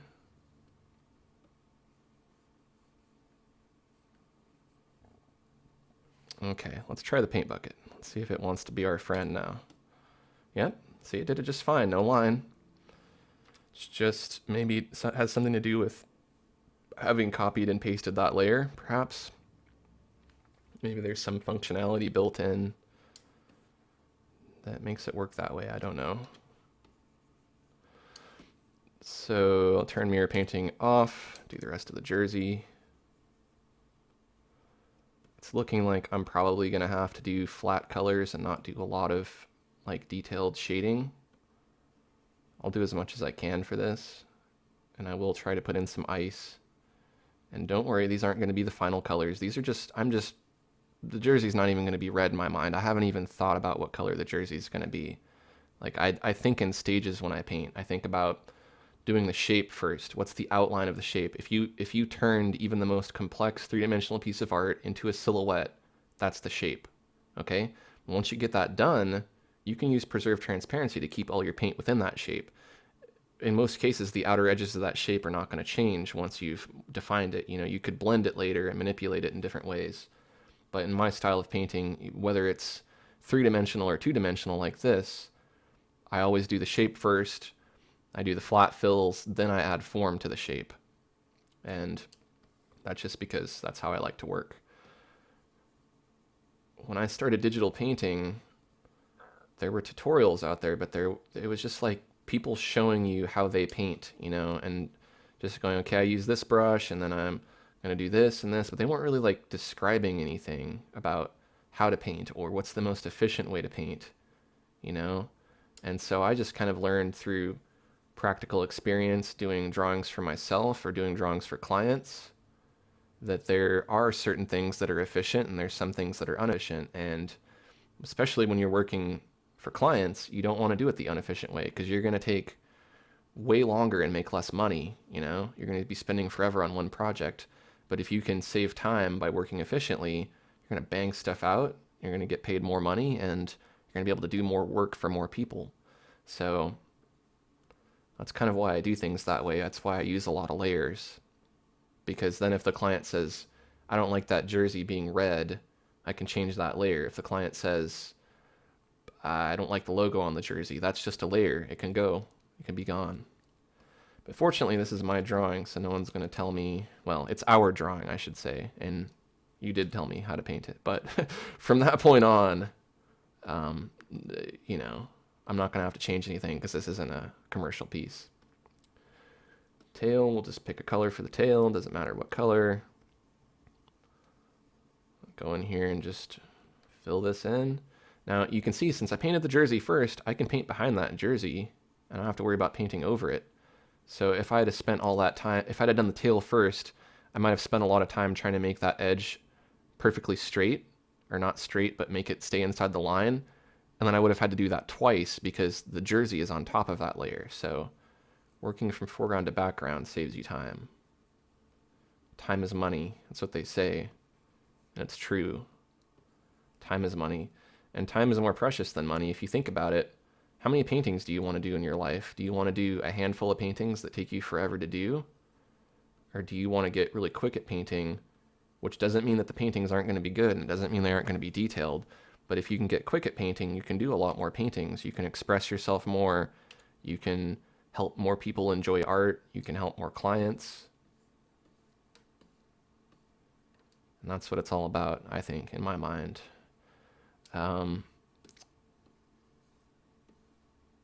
Let's do the hockey stick. And you know, these aren't rules that you have to follow. I mean, if I want to go to a background layer and put that in at some point, I can do that too. I can bounce around and I can make exceptions to the rule. Now, I could have used my straight line drawing to draw this hockey stick perfectly straight, but I don't care to. It's okay if it's sloppy. Because this is something, you know, who's going to look at this and go, hey man, I've seen a ice skating mermaid fennec fox, and it doesn't look anything like that. You totally messed that up. This particular part of that fennec fox ice hockey player doesn't look right to me. No one can really judge this from that subjective of a point of view, because it's just a made up thing.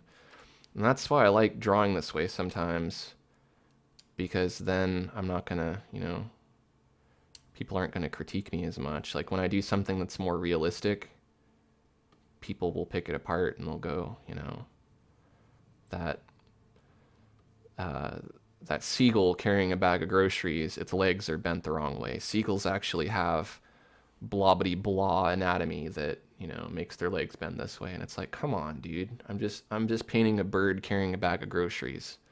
That does not exist in real life. So its legs can bend whichever way you want them to. I mean, maybe this is some mutant bird with human-like legs, you know? I mean, obviously, if it's carrying a bag of groceries, it had to walk around the grocery store, you know, unless they have a bunch of groceries and trees or something. Which they probably do, now that I think about it. Maybe he was right.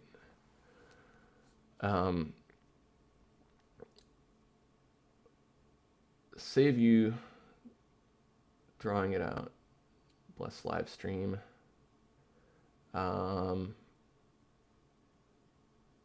Ray Gill didn't see my HSV creep. That's good.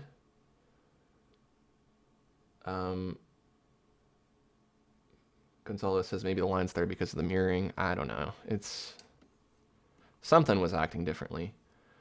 But Lawrence said something about saving, and he wasn't talking about saving the artwork, but he reminded me that I should save this.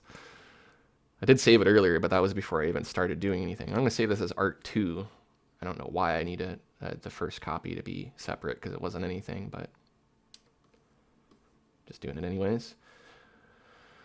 All right, I'm going to do the wings. I'm going to turn on mirror painting, and I'm going to try my best not to screw this up and paint on anywhere that I don't want to paint on, and that's going to be a challenge.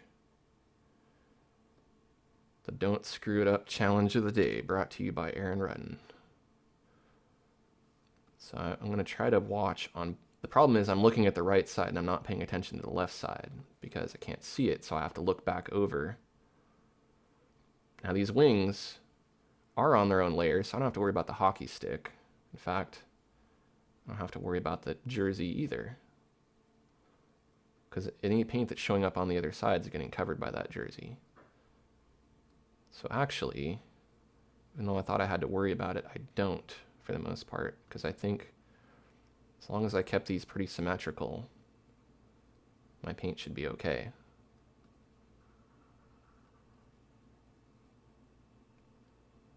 I like this color here. It reminds me of crayons for some reason.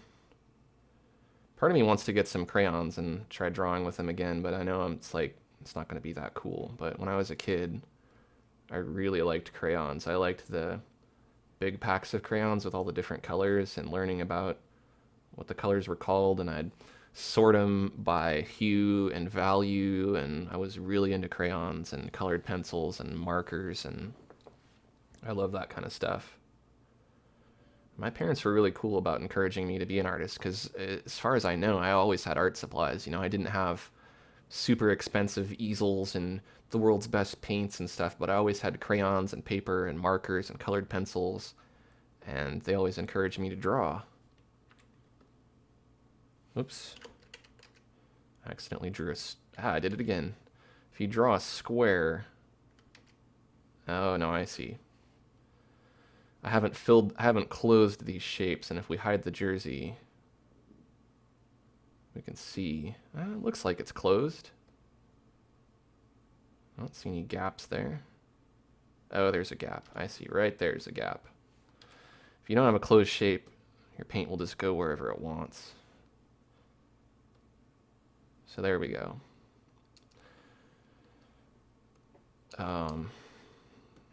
Let's do the fins. What do you think? Am I going to make it? Am I going to be able to complete this in 2 hours? I have 10 minutes left. So maybe we're going to go a little bit over 2 hours. It's going to be 5 hours later, and I'm going to be like, yep, almost done. Get her done. Currently, we have 15 people watching. I'd be interested to see what the maximum was, but that's pretty cool. It's like having your own TV show.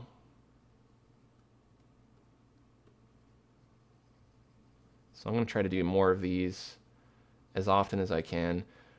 The best way to know if I'm going to do a live stream, because I kind of do them kind of spontaneously, is to follow me on Facebook or Twitter or Google+.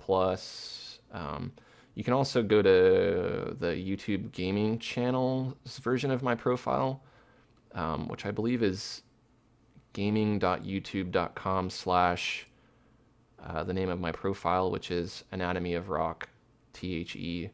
That's probably a lot to put in, but if you watch this video later, I'll go ahead and put a link for that in there. You can also subscribe to my YouTube channel just through YouTube, and I'm pretty sure that when I'm streaming, you'll get a little update. You'll see in your YouTube feed that I'm streaming, which is probably how most of you found this stream. But just in case you're somebody who's familiar with me and what I do, and oh, wow, isn't that lovely? Painted a nice little tail on the other side there. That was a good, efficient use of time.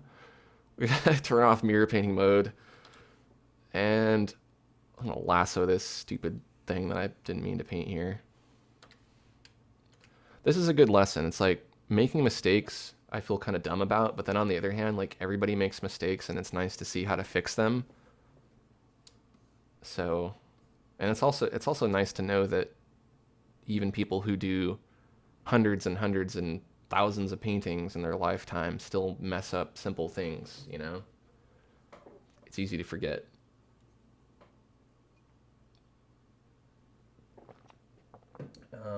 Let's check out some more comments here. Finnick Fox looks like a fox crossed with a gremlin. Kind of, yeah. It's if they made a Gremlins 3 movie that incorporated animal hybrids, this would definitely be one of them. Otter centaur with dragon wings and horse tail. That would be cool. Maybe for the next one. Regal says I can take as long as I like. They'll stick around. Without ads. Yeah, I mean that, you know, I'm not about showing ads, but like if I'm gonna get up and take a leak, I might as well show an ad. You know, maybe I'll make 35 cents off this live stream. A guy's got to make a living, you know, like it's not all about money, but I mean, if you were in my shoes and you were doing this for a living and you were spending this much time making free videos and doing live streams, you would at least want a few cents for running an ad, you know, and I'm not running a bunch of them and I don't plan on doing it, but like I said, if I'm going to get up and there's going to be a break anyways and you're not watching anything, you might as well watch some ad about something that you don't want. Personally, I hate ads. I'm with you on that, you know. They annoy the crap out of me. But the problem is that's a piece of the pie. That's a piece of what keeps me doing what I'm doing, or it's not the only reason why I'm going to do it. I'm still going to do it for free whether I make any money off of it or not. But I got to pay rent, and for me to have time to make these videos and to do these live streams, I have to have time off. And if I have to earn all my money other ways, and I don't show ads on my videos and things, that's less time I can spend making videos. So that's kind of how it works. I also have if you look down on the bottom of the screen there, I have a Patreon page if anybody wants to donate $1 or $5 or $10 to help me keep doing these streams and making these tutorials. That would be greatly appreciated, because it's a lot of work. It's a full-time job. Let's do some fur. I'll just pick brown or some kind of brownish color. Finnick foxes are kind of a reddish brown. I know I said I don't usually pick the final colors at this point. I'm sticking with that. This isn't going to be the final color, but kind of running out of colors to put in here that are different from each other. And I try to pick colors that are different. You know, I don't want to fill everything in with the same green, because, you know, I wouldn't be able to see the difference in the layers. So make each layer a different color, then it really stands out.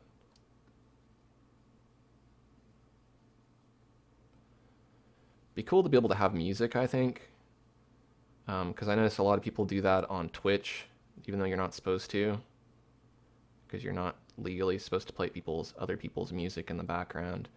But it'd be nice if there was a way to do that.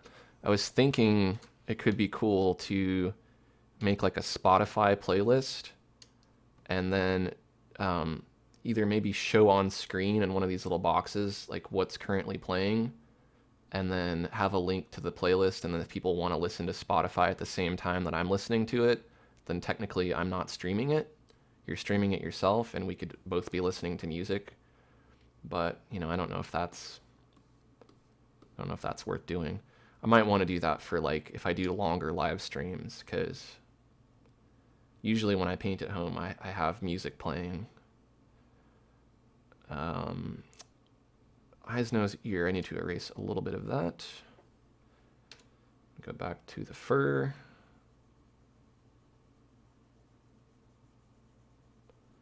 I'm gonna try to do fun stuff on each of my milestones. Like, you know, this is 20,000 subscribers, so when I reach 30,000, I'll probably do a live stream or something. I'm also coming up on nearly 4 million views total on YouTube, so I'll probably do something for that. I imagine that'll probably be sometime in October. I'll reach that point. What's weird is if you look at my stats, it says I only have like 3.2 million, but then if I look at my stats in analytics, I have like 3.8 or something, so it's kind of annoying that my public stats aren't showing everything. And it also hurts my ranking in some of the YouTube statistic websites. Like there's one I use called Social Blade, which shows you, it gives you like a letter grading on your channel. You know, like the best would be A+. And I think originally I had like a B- or something, which I thought was pretty cool because that's not bad. But then it got bumped down to like C- or something. It's because I'm missing, you know, 6,000 or 600,000 views according to the public record, but that's okay. That's pretty cool. I mean, even getting 1 million views of my artwork, you know, if I'd have just stuck to my old ways of thinking about being an artist and gone around to galleries and cafes and stuff, it would take a long time for 1 million people to see my artwork. You know, I can, in less than a year, get 1 million people to see my work on YouTube. And you know, I was kind of commenting on this on Lawrence's webinar earlier about selling art as a fine artist versus selling yourself as an artist. You know, like in my opinion, it's a lot easier for me at least to sell myself as an artist, because that's a big umbrella thing. You know, selling myself as an artist, I can do graphic design, I can do illustration for hire, I can teach people how to make art, I can make online courses, I can do anything art related. But if I focus on just one thing, you know, if I decided I'm only going to do acrylic painting on canvas and I'm only going to sell it in galleries, then I'm really, really limiting myself to something. And I think in this modern age, there's so many artists and so many people can market themselves effectively using the internet, and the competition is so high that to really be successful as an artist from a financial successful point of view, you know, if you want to make a living and make a good living, you got to be able to do everything you can. You can't just follow that old model of I'm going to be, you know, Claude Monet and go around and do, paintings of stuff and sell them in galleries and stuff like that. I mean, it just doesn't work that way anymore. You got to have a modern approach to being a modern artist. And I found the more that I've challenged myself to do and challenged myself to learn, the more skills I have and the easier it is to make money. And you really just narrow it down. You find that, okay, I make this much making logos and I make this much making online courses, and one of them is going to be more than the other, and that's obviously going to shift your focus. I mean, in the end, you're going to end up doing what you want to do, but for me personally, I've gone through, like, I did so much graphic design that I'm just sick of doing it.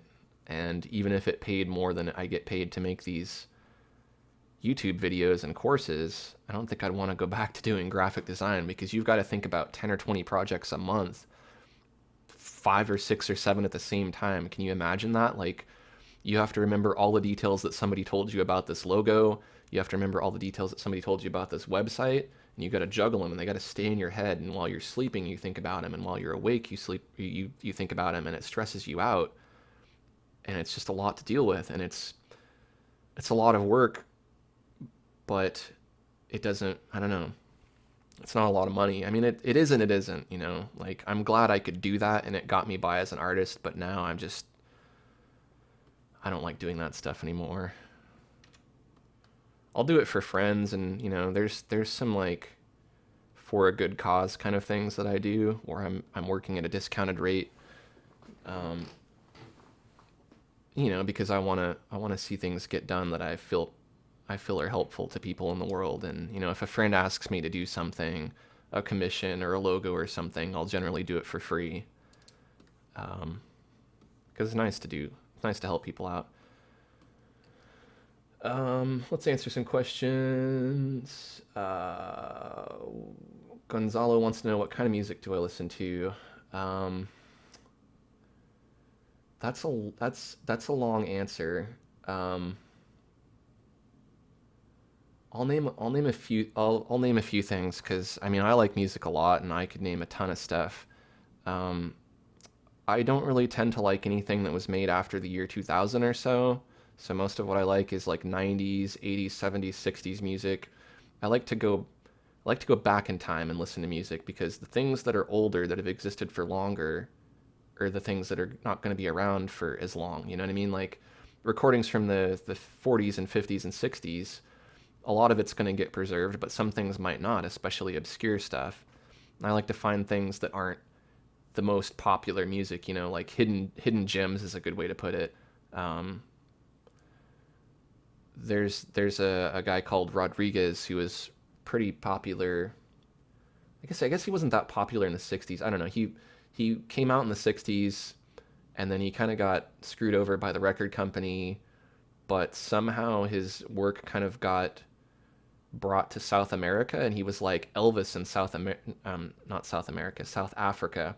And in South Africa, he was like Elvis, he was like huge, but nobody knew who he was, and nobody knew how to get a hold of him.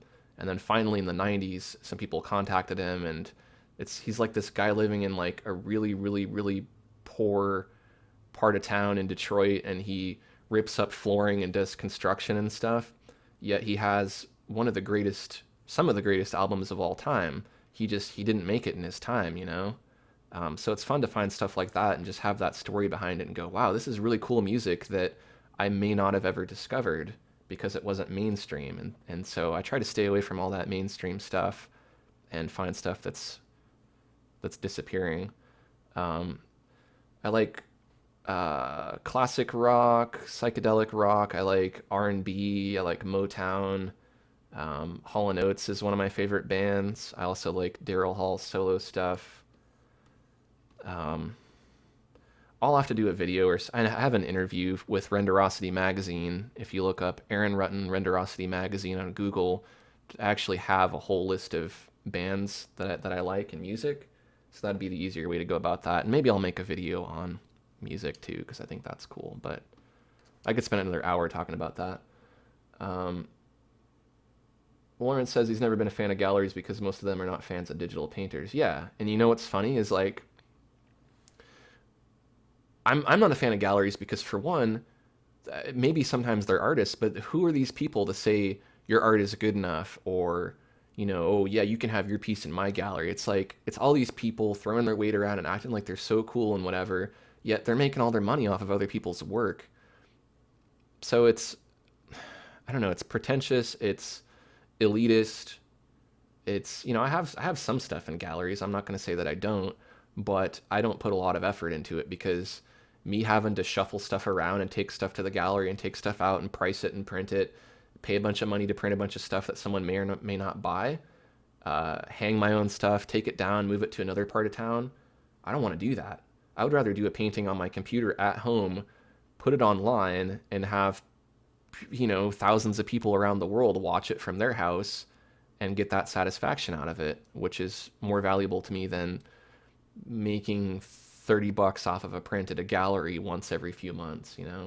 But one day they're going to come around to that, and digital art's going to be cool. Digital art will be the cool thing that everybody wants and everybody's hip to.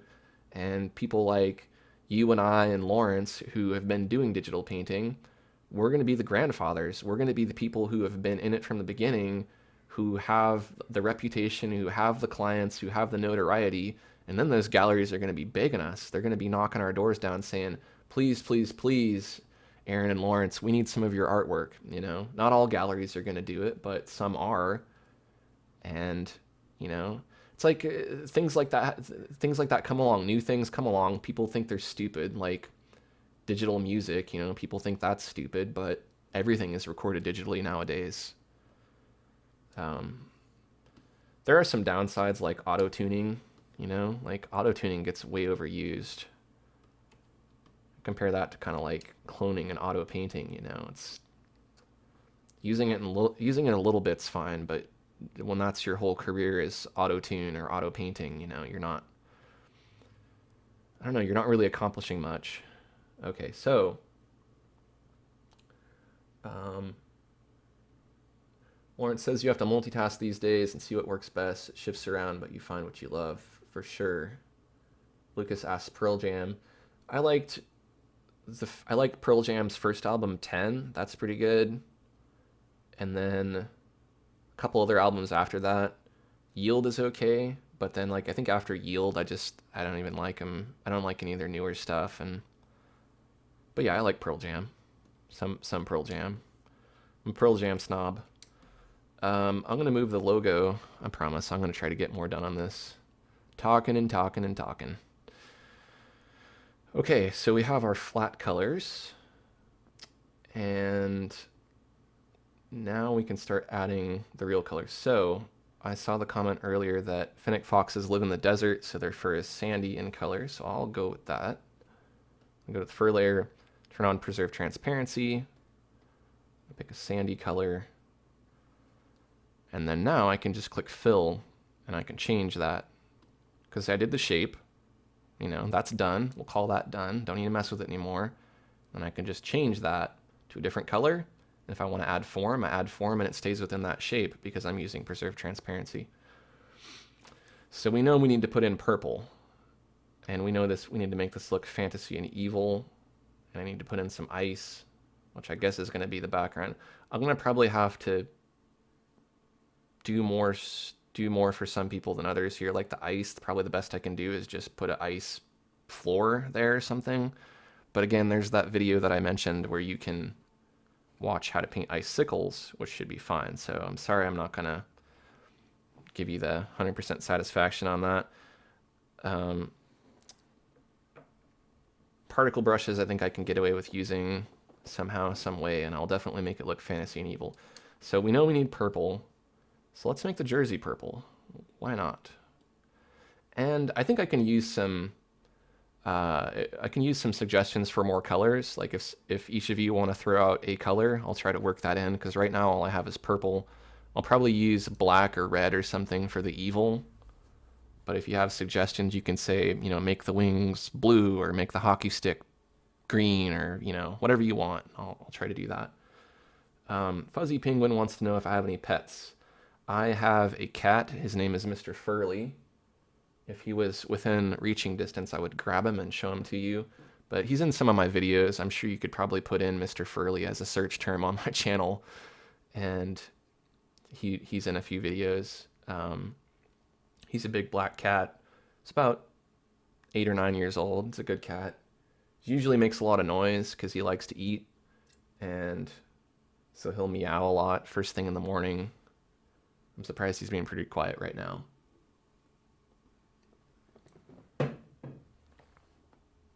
Okay, so I'm going to color this jersey purple while I wait for some suggestions here for color.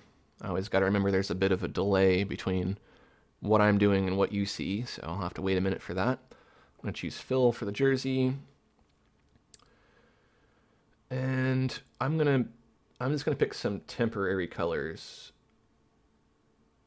Yeah, I should have painted the cat. The cat would be a good portrait to do someday. I should do that. He should get some more screen time. So I'm just gonna color things in temporary colors, and then if we want to change them later, we can. But it's kind of hard to visualize this as a final piece with the colors being so wacky. The logo, but we'll make kind of a lighter purple.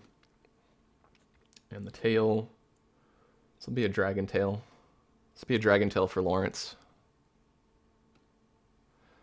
I kind of like that pink for the fins, so I'm going to stick with that. It's maybe too bright and kind of gaudy, so I might tone it down a bit. That's better. I'll play with the colors more in a little bit. This green in the ears is really screwing everything up. So let's make that this color here. And then I'm going to switch to white, and I'm going to paint in the eyes as white.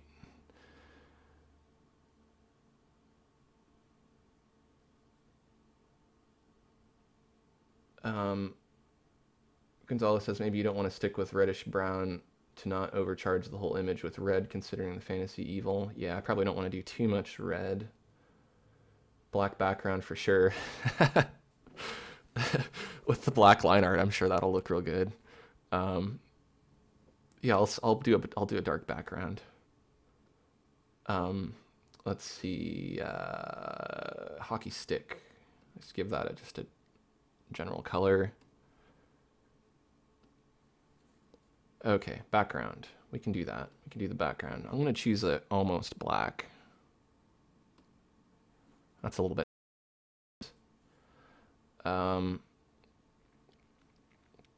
So I'm going to go back to my list here of things that I agreed to do. I can check off purple color now. So I need to do ice. Let's get the ice out of the way while we're on the background. I'm sorry, I wish I could do more ice here because that is a good topic for a question. But I don't have the time to really do that for this piece.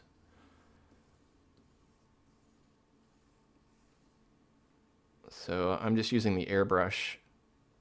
For some reason I did that on the wrong layer, so whatever, I'll keep it on that layer. It's on this layer with my list. I'll just remember that this is ice/list. I just use my airbrush to put in some kind of aquamarine color, and I'm going to just lighten it up a bit. And then I might go ahead and add a new layer on top of that. Call it texture. And I'm going to set it to multiply for the composite method. I'm going to pick a darker blue, and I'm going to use the sponge. And I'm going to start with a big sponge in the foreground. I'm going to scale it down incrementally as I paint across these planes as they go into the distance.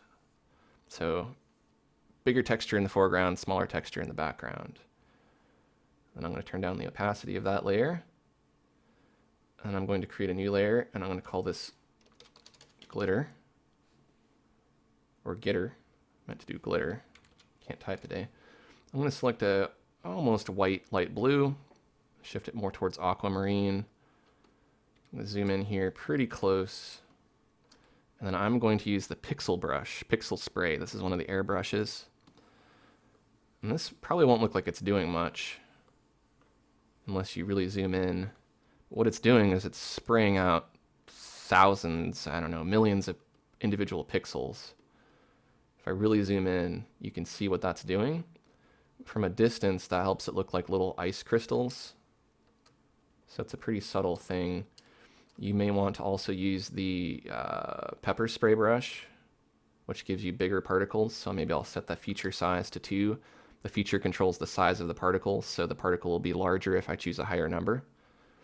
And then I'm going to use a pretty big brush, and I'll just click with my mouse, because the airbrushes, especially if you have a pen with pen tilt, it tends to kind of spray everything out in kind of like a fan rather than evenly. So clicking with the mouse just helps to make sure it's just lightly peppered. Because you know, it's like food, you don't want too much pepper, right? So that's starting to look like ice or snow. Ice is snow, snow is ice. Let me zoom into it so you can actually see it. Right? This is where Santa Claus lives. He's got his bodyguard, who's a she-fennec fox ice hockey player. Not letting anybody in to steal the toys. So that will work for the background. Hopefully that works for ice. Sorry, I can't do anything more icy.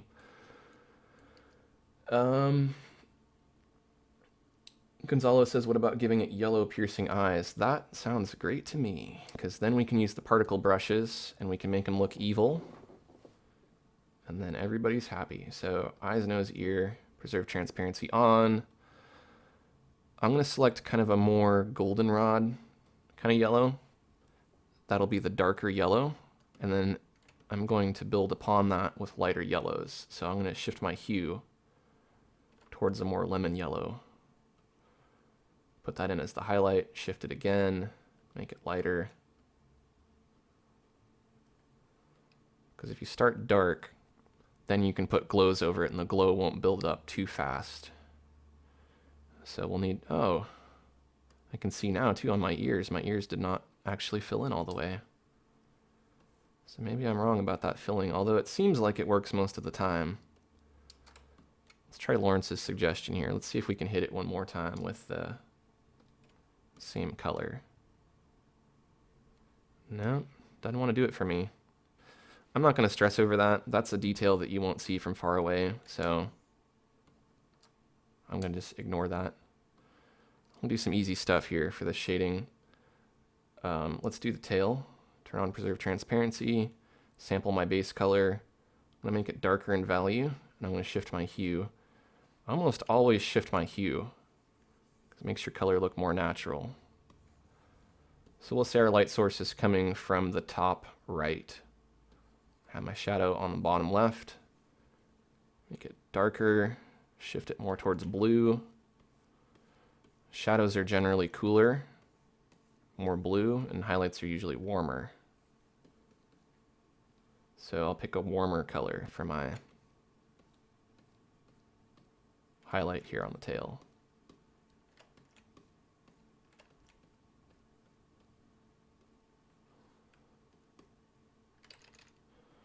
And then we want to reflect some environment color, so I'm going to sample my ice color. I'm going to put in some of that.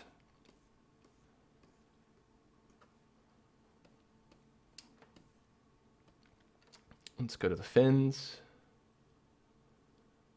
Hello there, Shiny Sword Storm.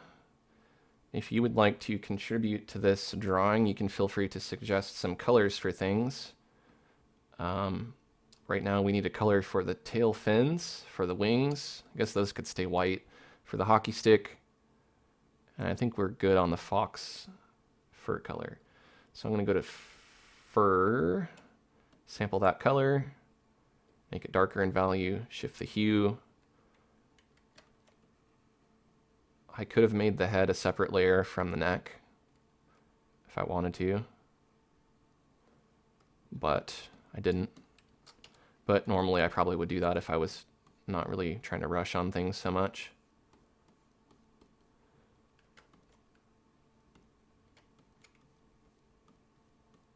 A little bit of shadow around the eyes.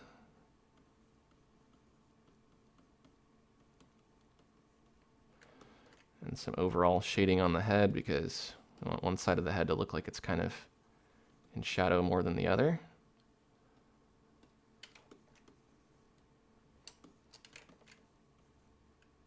And some nice bright highlights here.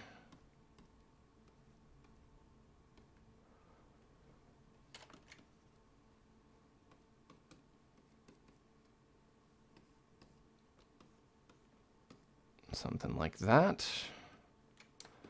Not going to be the world's best shading job on this, but I think it'll look okay. I'm going to add a little more shadow.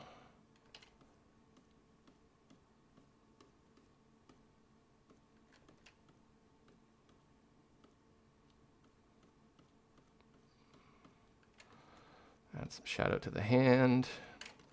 Add some highlight to the hand. It's starting to get quick and dirty now. Try to catch me drawing dirty. I'm going to do the jersey. The hockey stick should be candy cane striped. I like that. I'm going to do that. Good suggestion. I like when people just, it's like I'm drawing such a weird thing and everyone's just going along with it. They're like, oh yeah, that's cool. Make it candy cane striped. I'm glad no one's complaining like, dude, what are you drawing? I don't understand what this is. People are just like, all right, that's cool. It's not what other people are drawing. That's kind of the point. Like if I'm going to do these live streams, I kind of want it to be something that's unique that, you know, I'm sure probably people are drawing monsters and caricatures all over the place, but, you know, I want it to be something that stands out from what everyone else is doing. Lawrence says, looking good. Thank you, Lawrence. Lawrence is in the UK, so it's pretty late for him, and I appreciate that he's staying up to watch my stream. He and I are going to do another hangout here pretty soon. I think as soon as we pick a date to do it. Probably in October. But we'll have to figure out when that's going to be, and we'll let you guys know. So it's a lot of fun doing the hangouts. Like then you have somebody else you can talk to, and you don't have to be doing it all on your own. But it is fun to do the live streams also because it's just an entirely different experience overall.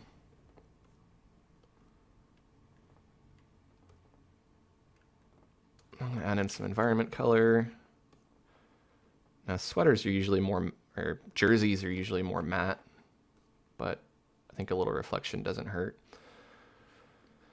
Let's put some texture on it too. Let's right click on the jersey layer, choose select layer content. That puts the selection around that layer. And if we create a new layer, our selection goes to that new layer and we won't be able to paint outside of that selection.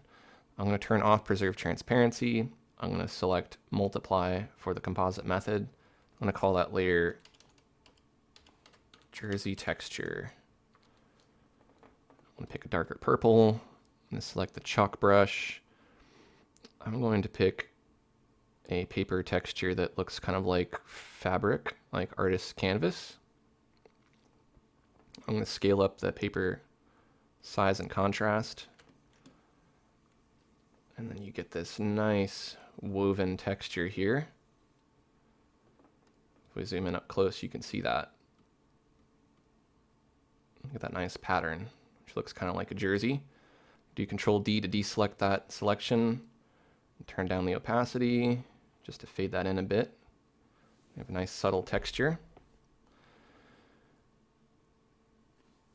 The wings are, I don't know what to do with these wings.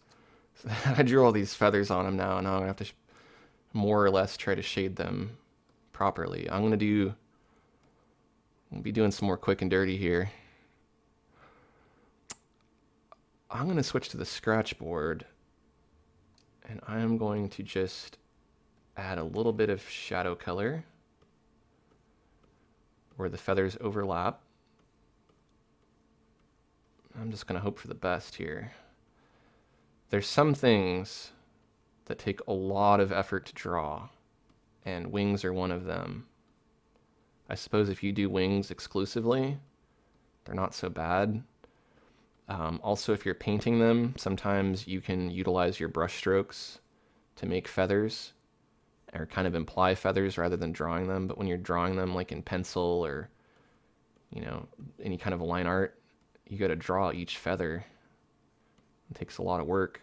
It's like trees too, you know, like sometimes if you do a tree from a distance, it's not too bad because you can just get kind of a sponge or something and draw it in. But if you draw one up close, you got to draw every single leaf. And I know from experience, because I've done it, it takes a long time to draw that many leaves. I could have used symmetry painting here, but I'm having so much trouble with it. I don't want to waste any time accidentally painting stuff and then erasing it. It'd probably be just as easy just to draw it in.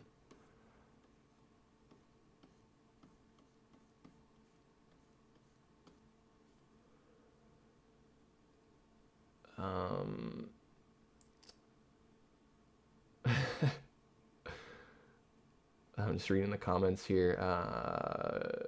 Lucas says in Europe it's 11 p.m. Yep, it's late. I stay up pretty late too, though.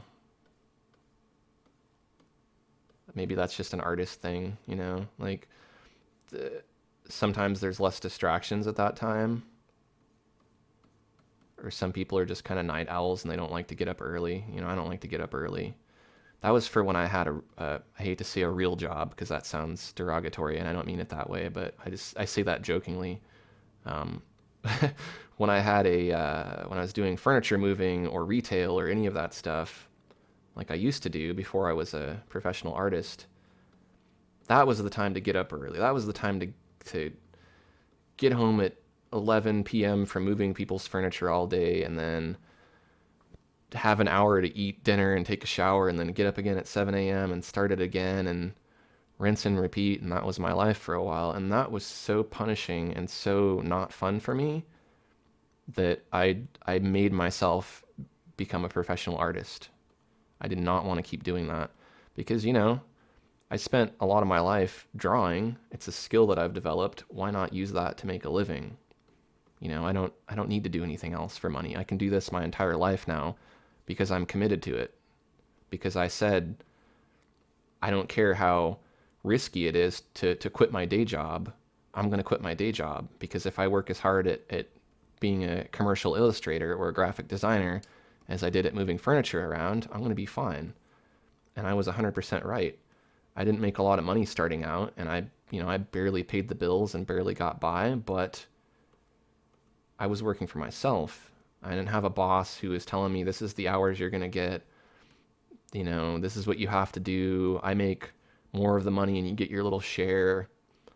Now I make 100% of the money. I get up whenever I want to get up for the most part. I do whatever I want to do with my day.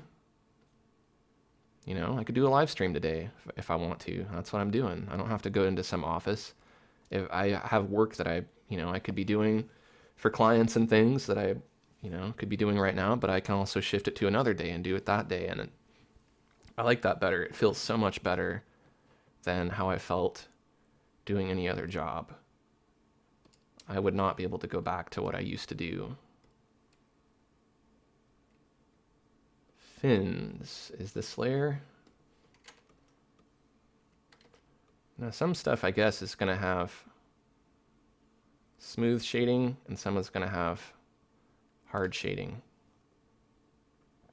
But I just feel like doing it that way today. The hard edge shading kind of goes a little bit faster.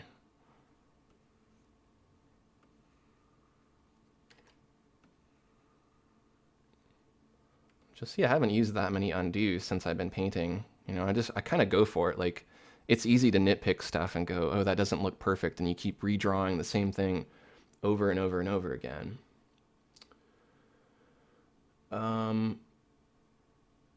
Lucas says it's 23:21 in Poland.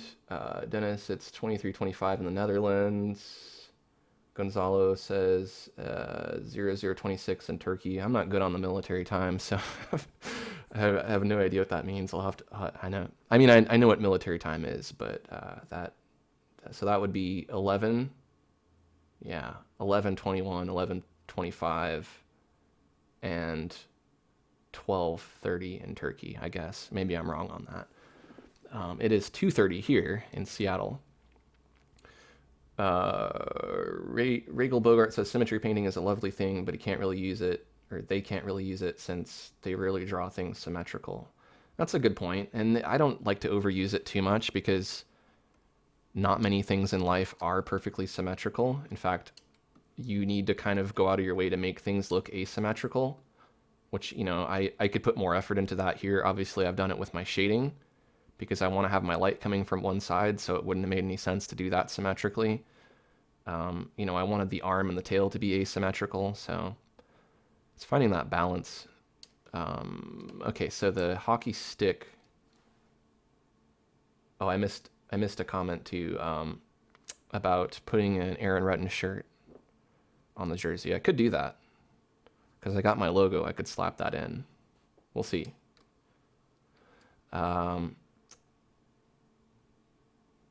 Silva says, "Hola, Aaron Rutten. Manda abraço para el galera do Brasil." I don't speak Portuguese, but I'm going to assume that they're saying hello from Brazil. Hello, Silva. Thanks for joining. I hope I translated properly there. Lucas wakes up at 8 a.m. and goes to work. Yeah, I mean, that's, I'm not knocking anybody who has to get up and do a day job. I'm just saying, like, I got to a point to where I was weighing out, like, do I want to follow my dream and be an artist, or do I want to have a safe bet and pay the bills and do what I have to do, or what I feel I have to do, or what my parents made me think I had to do, or what society makes me think I have to do to survive? The responsible thing, the logical thing, the safe thing. Which do I want to do? Do I want to gamble and go, okay, I'm going to be an artist, even though that's pretty dang hard to do as far as, making money and being able to pay your rent every month and all that stuff. But honestly, a job is a job, and you're better off picking something that you're more passionate about. Like if you like the job that you're in and you like getting up at 8 a.m., there's nothing wrong with that. But if you don't like that, it's definitely worth considering what you could be doing as an alternative, especially if there's something you'd rather be doing.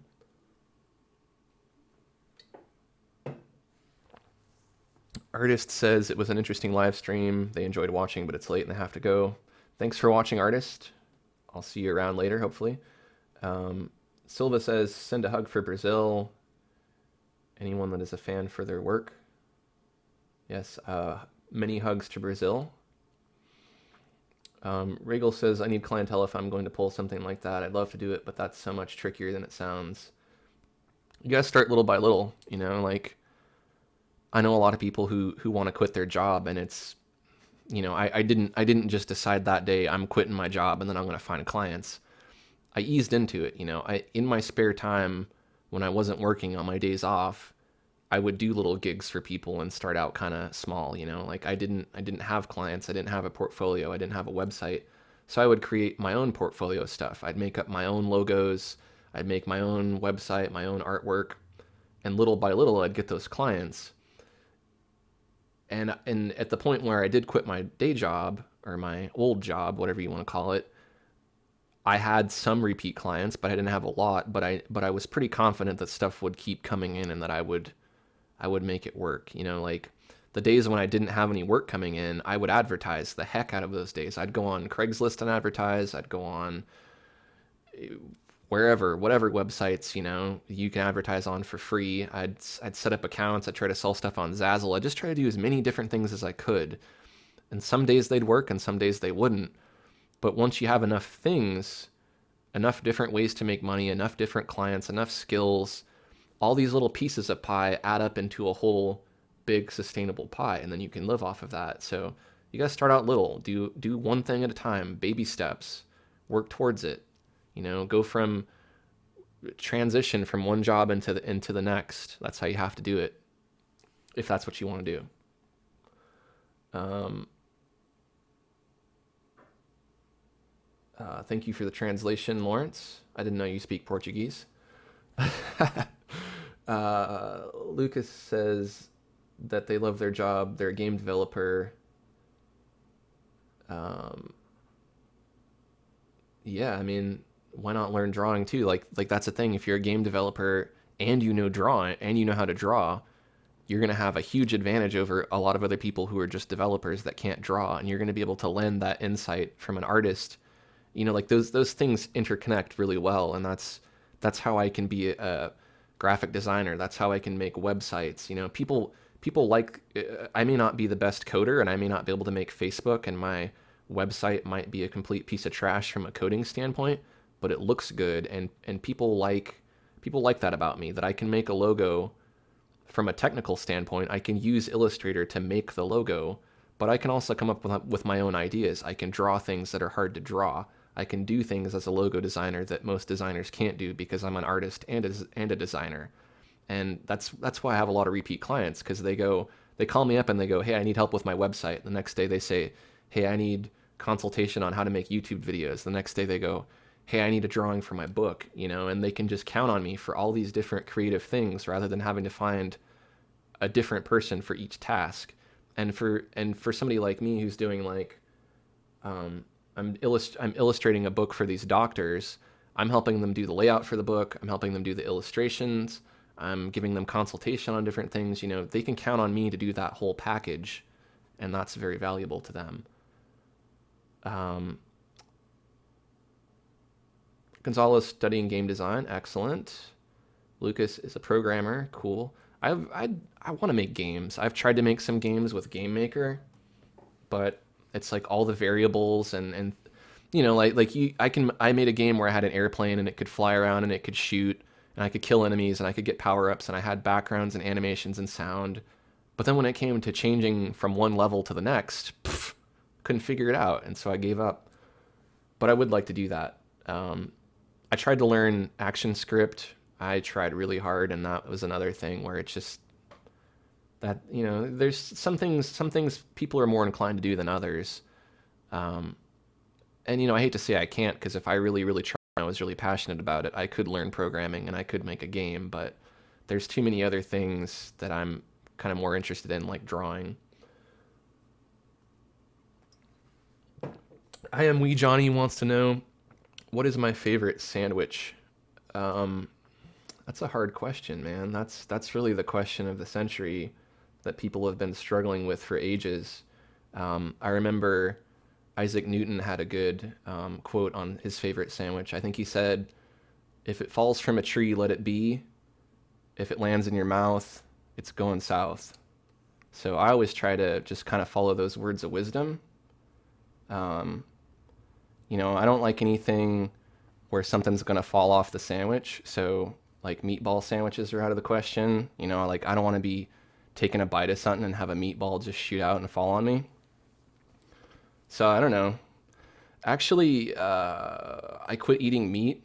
So now, like when I get sandwiches, I pretty much get like veggie patty sandwiches. So that's, yeah. I don't have very many options, like fake meat sandwiches or vegetables. But you know what? Fake meat is actually pretty good. Like it used to be pretty gross, but now like I get some stuff and I eat it and I'm like, is this actually chicken? Because it tastes just like chicken and it looks just like chicken, and I can eat it without feeling bad about animals dying. So I feel good about that. I've been trying to eat healthier later, and it's really improved my energy and my mood.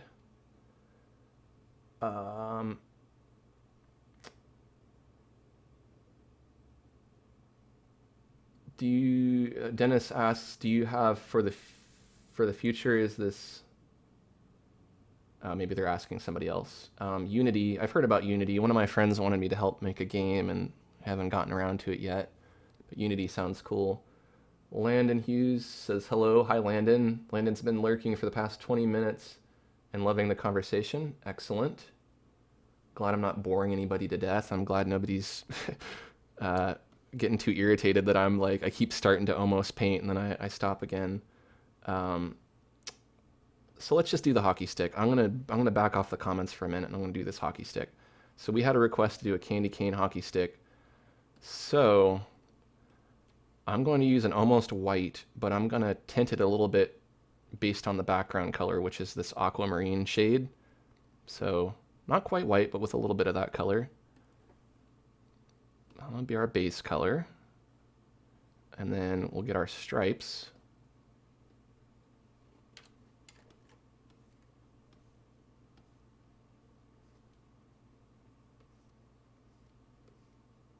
I'm not too happy with that. I think they're okay being kind of straight there, but I'm gonna be less sloppy about this. I'm trying to make kind of a sideways S. This isn't going to be perfect. I wish it was, but it looks striped, right? You know, there's several ways you could do this. I mean, obviously, if I want there to be some 3D shading, I could go in here and try to shade the heck out of this with each stripe. I want to make it easier. I'm going to right-click on the stick, select layer content, create a new layer, call it stick shadow. I just do SH as an abbreviation for shadow. Turn off preserve transparency. I'm going to hide the selection edges with show hide selection. I'm going to change the composite method to multiply. I'm going to pick a dark blue and the airbrush.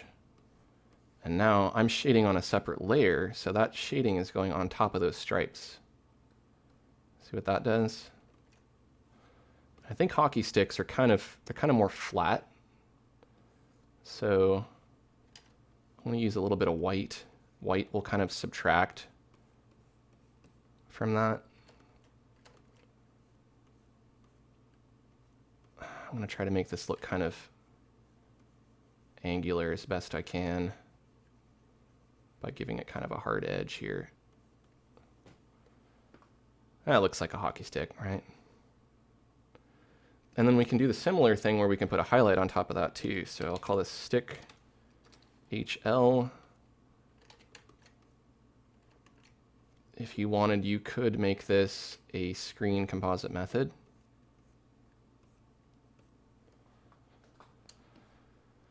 Okay, starting to come together. The jersey logo needs some shading. So I'm going to turn on preserve transparency. I need to deselect that selection that's active, so I'm going to do select none. A little bit of shading on the logo because there's a light source upon that as well. And I feel like I'm starting to get towards the end. I might try to add a little bit of fur, but I think this is about as good as it's going to get unless I want to spend another couple hours on this, which is, I am enjoying myself during this stream, but I don't want these to be too long because then the video that gets rendered out is like 3 hours long and people aren't going to want to watch it for 3 hours. Or maybe they will, I don't know. But I can always do more streams later.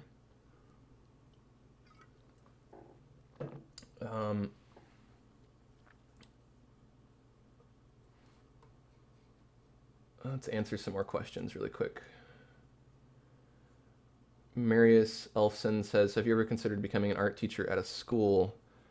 That's what I used to want. At some point in my life, I wanted to be like a high school art teacher, but that's before I even knew about digital art or YouTube. I think if somebody offered me a lot of money to teach at a college, I would consider it, but I would probably be more inclined to not do it because as I was just griping about having a job where I have to do the same thing and get up at a certain time, I don't want to do that. Like, I like that I'm a freelance illustrator and I can do whatever I want. If tomorrow I want to do YouTube videos, I could do that for the rest of my life. If I want to go back to graphic design, I can do that, or I can do a mixture of both. And I like just being a free spirit and doing whatever it is I want to do.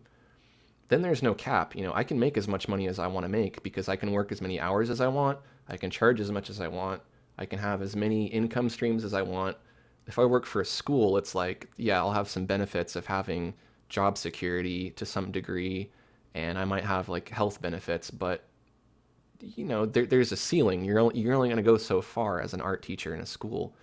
If I teach on YouTube, where I make my own paid tutorial courses, I can do whatever I want. I could make a 6-figure income easily if I would just buckle down and, you know, make a tutorial every month. So, yeah, I'd consider being a teacher at a school, but I didn't go to college to become an artist. Originally, that's what I thought I had to do, and I tried it, but from my own personal experience, I've done pretty much all of this on my own without college, so I don't feel like it's really that necessary, you know what I mean? Like, if you're going to do it and you're going to be an artist, you're going to do it, and you can do it on your own without college.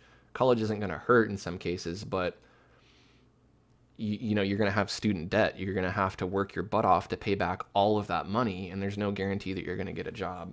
I have a video on that you can watch too. You can hear me rant more about how I feel about education as it pertains to art. Fuzzy Penguin wants to know if I'll do a tutorial on noses in the future. I do plan to do a whole course since I did the eyeball tutorial. Probably will do a nose and a mouth and an ear and maybe a whole face thing. Whether or not that'll be on YouTube for free, I don't know, because I'm kind of considering making that all together as a course. Because again, like, you know, I want to put stuff on YouTube, but when it gets to be the longer, more in-depth things that take a lot of production time to make, you know, if it's going to take a week or 2 weeks of my time to make something that elaborate, if I'm not going to make any money off of it, it's actually really hard to do something like that unless I have a lot of free time. If I can do it and make a course and then make some money back, then it makes more sense because I've worked and I'm making money. So as much as I'd like to do these longer tutorials and do more of them and make them free, it's really hard to do for free. And then I understand not a lot of people want to spend money on tutorials. You know, it's nice to have them for free. So finding the balance is kind of difficult there. But yes, a nose tutorial will be around at some point in some shape or form. Landon Hughes says he's currently going to college and has 3 passions: game design, IT, and graphic design. They're having a hard time deciding what they want to do or go into as a career. Any advice on finding their real passion? Well, I would say just try them all and see, like, figure out which one you like better, I guess. You know, like, which one, like, think about, you know, maybe you're doing each of these things a little bit now and you're kind of experimenting with them. Imagine doing it every single day. Imagine having some client breathe down your neck and say, hey man, I need you to fix my network connection, versus your art director saying, hey man, I need you to rig some 3D models, or being a designer and having a client say, you know, hey, I need you to fix this logo. You know, like, which is gonna annoy you less? Which are you gonna want to do more? Which is gonna make you more money, or which is gonna make you the amount of money that you feel is fair based on the amount of work you're putting in? That's how I would look at it. Because like I said, like, I could do graphic design and I could advertise more for graphic design, which I'm not really doing at all now because I don't want to, with the exception of some, you know, like repeat clients who I've known for a long time, or if I'm doing stuff for friends. But I'm not going to go out and advertise for graphic design anymore. I know I could get gigs and I know I could make money, but I would make that same amount of money doing a course or doing something else that isn't as stressful, and I would enjoy that more than going back to doing graphic design. So it's really what it comes down to. Like, you need to think into the future and don't get stuck in something that you're not going to enjoy. Like, if this is, you're going to put a lot of time and effort into going to school and getting trained on this, you better be damn sure that it's what you're going to want to do with your life. And that's a hard thing to figure out. Some people, they go their whole lives without figuring out what they want to do. Preserved transparency mode kind of works like an impromptu mask. Yeah, it's kind of like masking, I guess. It's locking the alpha channel. So masks work with the alpha channel or the transparency of a layer. Preserved transparency is basically saying, if you've drawn a circle on that layer, if you turn on preserved transparency, you can't paint on the outside of that circle. You can only paint within pre-existing pixels. So it's kind of like a mask. Let's just see the comments here a little bit more. Okay, caught up on comments. Okay, so let's try to wrap this up. This has to get done. It must get done. I'm in it to win it. Okay, so what else do we need to do? We can delete our notes. Where are those notes? I renamed that to something else.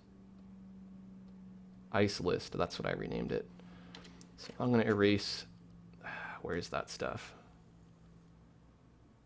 Those are on the ink layer. So we got it cleaned up. I could put a shadow underneath. I'm not going to. I don't care to.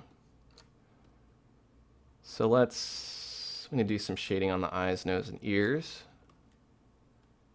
And I have a hunch that when I do that, those little lines that are there that I can see are going to show up a lot better. Whoops. I need to turn on preserve transparency. So the head is blocking the light source, so obviously that's going to be a pretty dark area.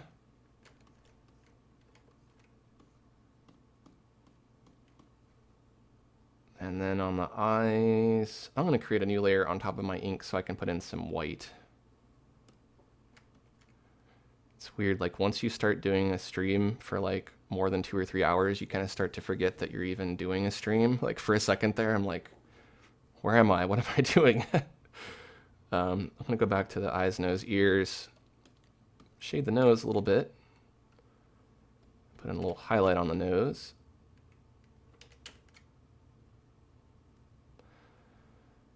And the eyes. Okay. So now, I shouldn't have deleted my list, but that's okay. So we need to make this look evil and use the particle brushes. So let's do that. What is this layer? This layer is the highlight. I'm going to create a new layer.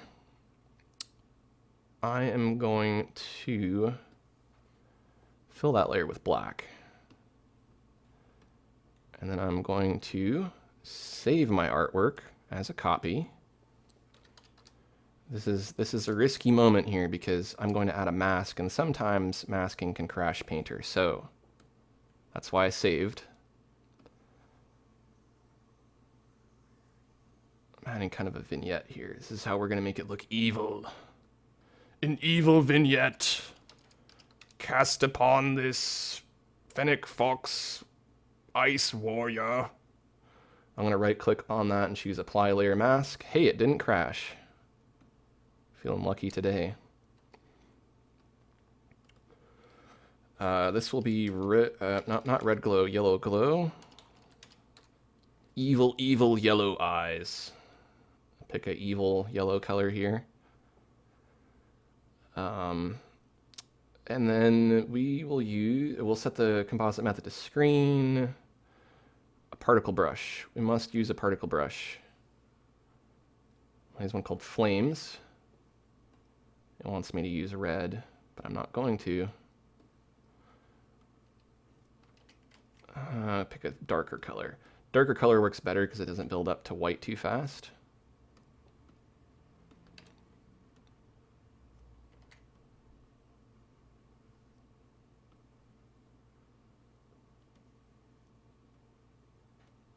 And some kind of evil glowing from the eyes here.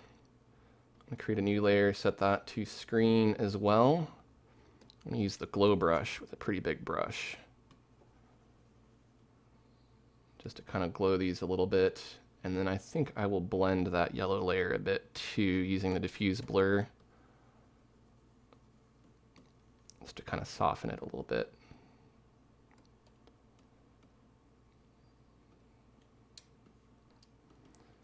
I can't say I'm liking that right one, so I'm going to redo that.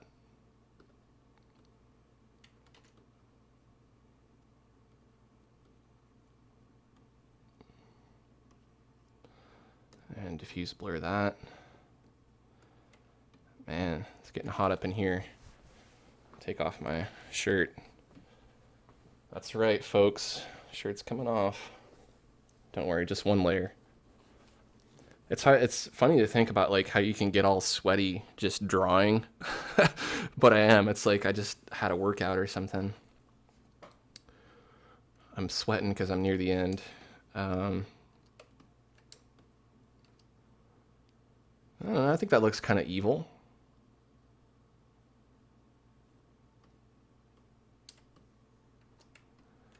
So now I think what I'll do, this is a neat little trick. I'm going to go to the vignette layer. I'm going to set this to multiply. It's not really going to have much of a change. And I'm going to select white. And I'm going to use the scratch board to go and basically kind of just erasing from the vignette. If I turn it on and off, white, when you use it on a multiply layer, kind of more or less works as an eraser. So this will help me just put in some little highlight areas that kind of stand out.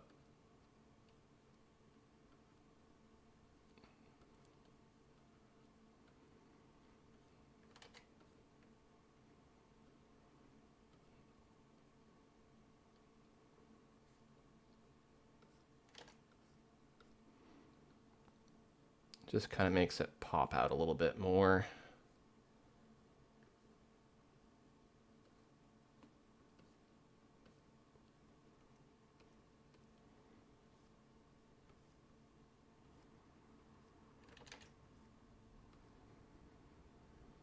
Something like that is looking good. I think I'm going to move that logo down below the jersey texture. I think that looks better, and it blends in with the shirt better. I think that is all I'm going to do for this particular drawing. Now, like I said, I would have liked to have done something that's more detailed, but as you can see, it took me 3 hours just to do this. So I'm going to go ahead and start wrapping this up. I'm going to start by finishing the comments here. If you have any other questions you want to ask, feel free to ask. And then I'll kind of wrap it up. Let's see. Lawrence says evil. Save. Yeah, I should definitely save. Good call, Lawrence. Save as 4. So that's saved. Do I know any languages other than English? I can speak Spanish about as good as a bird can, like a parrot. So yeah, I know some words. Like, I know the days of the week and the colors and numbers and how to say a lot of different random words and kind of the general nuances of the language and the alphabet. And I can pronounce words, but can I have a conversation in Spanish? No, I don't know enough about it. I'd like to someday learn some more languages though. But right now I barely know English. The cool thing about being a freelance artist YouTuber is there is no salary cap on how much you make. It's all up to the artist/content creator, says Landon Hughes, and that I agree entirely. It's nice not to have like a cap. You know, when you no matter how good your job is, no matter where you work or how high up you are, it's always going to be a ceiling, and it's like, this is how much money you can make. You can't go past that point. But when you work for yourself and you're just doing what you want to do, you can make as much money as you want. You know, if I decide tomorrow I want to double my rate for, you know, for any work that I do, I could do that. And, you know, there might be some risk involved. Like my clients might go, whoa, that's a little too rich for my blood. But there'll always be people out there who are willing to pay that much. In fact, there's people who prefer to pay that much because they feel like they're getting a better service. And in some ways they are, you know, like I had a lot of my clients for years tell me I need to charge more. And I just went, you know, I don't know. I'm fine with this rate. I don't want to risk losing out on any money by charging too much. But finally, I just listened to them because so many people told me to do it. And I raised my rate quite a bit, and they were all happy to pay it because they like what I do, you know? They want to see me be successful. And Wee Johnny says, if money was no option, what other drawing toys would you get? I like drawing toys. I like computers. So I would probably get a Cintiq 27 QHD. Probably not the touch version because I don't care that much about touch. I know Lawrence has one of those and I'm super jealous of him. Damn you, Lawrence. I just have the Cintiq 24. Oh, boo-hoo. I don't know. The Cintiq 24 is pretty good, so I'm pretty happy with that. Other than the 27, I don't think there's a better tablet I could get. I have the companion version 1, so obviously the version 2 would be better, but again, it's like I don't really need it because I can still use the companion just fine. So I'd probably get a new computer. Like the computer I have isn't bad. It's an i7 quad-core processor, 4th generation. I have 32 gigabytes of RAM. I have a pretty decent array of hard drives, a bunch of SSDs and regular drives. Pretty good video card, but it still takes forever to do video rendering. So one of the newer like Haswell E processors are supposedly supposed to work a lot faster for video rendering. So I'd like to get one of those. The problem is the Haswell 3 uses a different motherboard. It uses DDR4. And so I'd basically have to get a new motherboard, a new case, a new processor, new memory, possibly a new power supply, and I'd probably get water cooling since the fan I have makes a lot of noise, audible like background noise in my videos. So something more silent. So I'd basically have to buy a new computer. I'd have to lay down like $1,200 or something. I might do that. Like I'd prefer to use the parts I have and upgrade my computer, but I think at this point it's kind of maxed out as far as what I can do with the processor I have, and it's not a bad processor by any means. It's just rendering video takes so much, especially when you're working with like huge, long 30-minute, hour-long courses and HD video and all this stuff. It's insane, and I don't want to have to wait 3 hours for something to render. If I could wait an hour, that would be better. So that's probably what I would get. Lucas asks, how often do you draw with a pencil? Very rarely. In fact, I have probably a pencil in my house, and the only time I'll really use it is if I'm doing a traditional drawing and I need to sketch something out on a canvas. Other than that, I draw, if I'm doing a non-digital drawing, it's with ink. I use felt tip pens by Papermate, and then like kind of a fine tip ballpoint pen for my shading.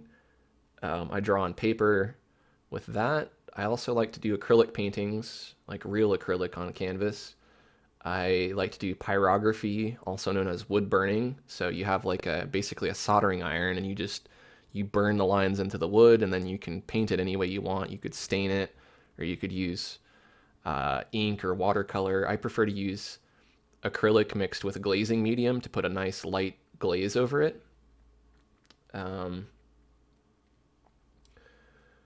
Lawrence says Wacom Cintiq is awesome. Dude, I don't doubt it. If you want to trade me too, I'd be glad to trade you. Lucas Lawrence sub +1. I think everybody should follow Lucas here and give a +1 to Lawrence, because Lawrence has an awesome YouTube channel with a bunch of tutorials, and this guy he's a good guy. He and I hang out a lot during Hangouts, so everybody go to Lawrence Can Draw or look up Lawrence Man on YouTube and on Twitter and follow him and like him and share him. Maybe Dennis asks about the wish list for 2016. So as far as things I want that don't exist, mainly a Cintiq companion or a tablet. I'm gonna be pretty certain that Wacom's gonna have the best tablets for the rest of my life. So I'm gonna guess it's probably gonna be a Wacom product.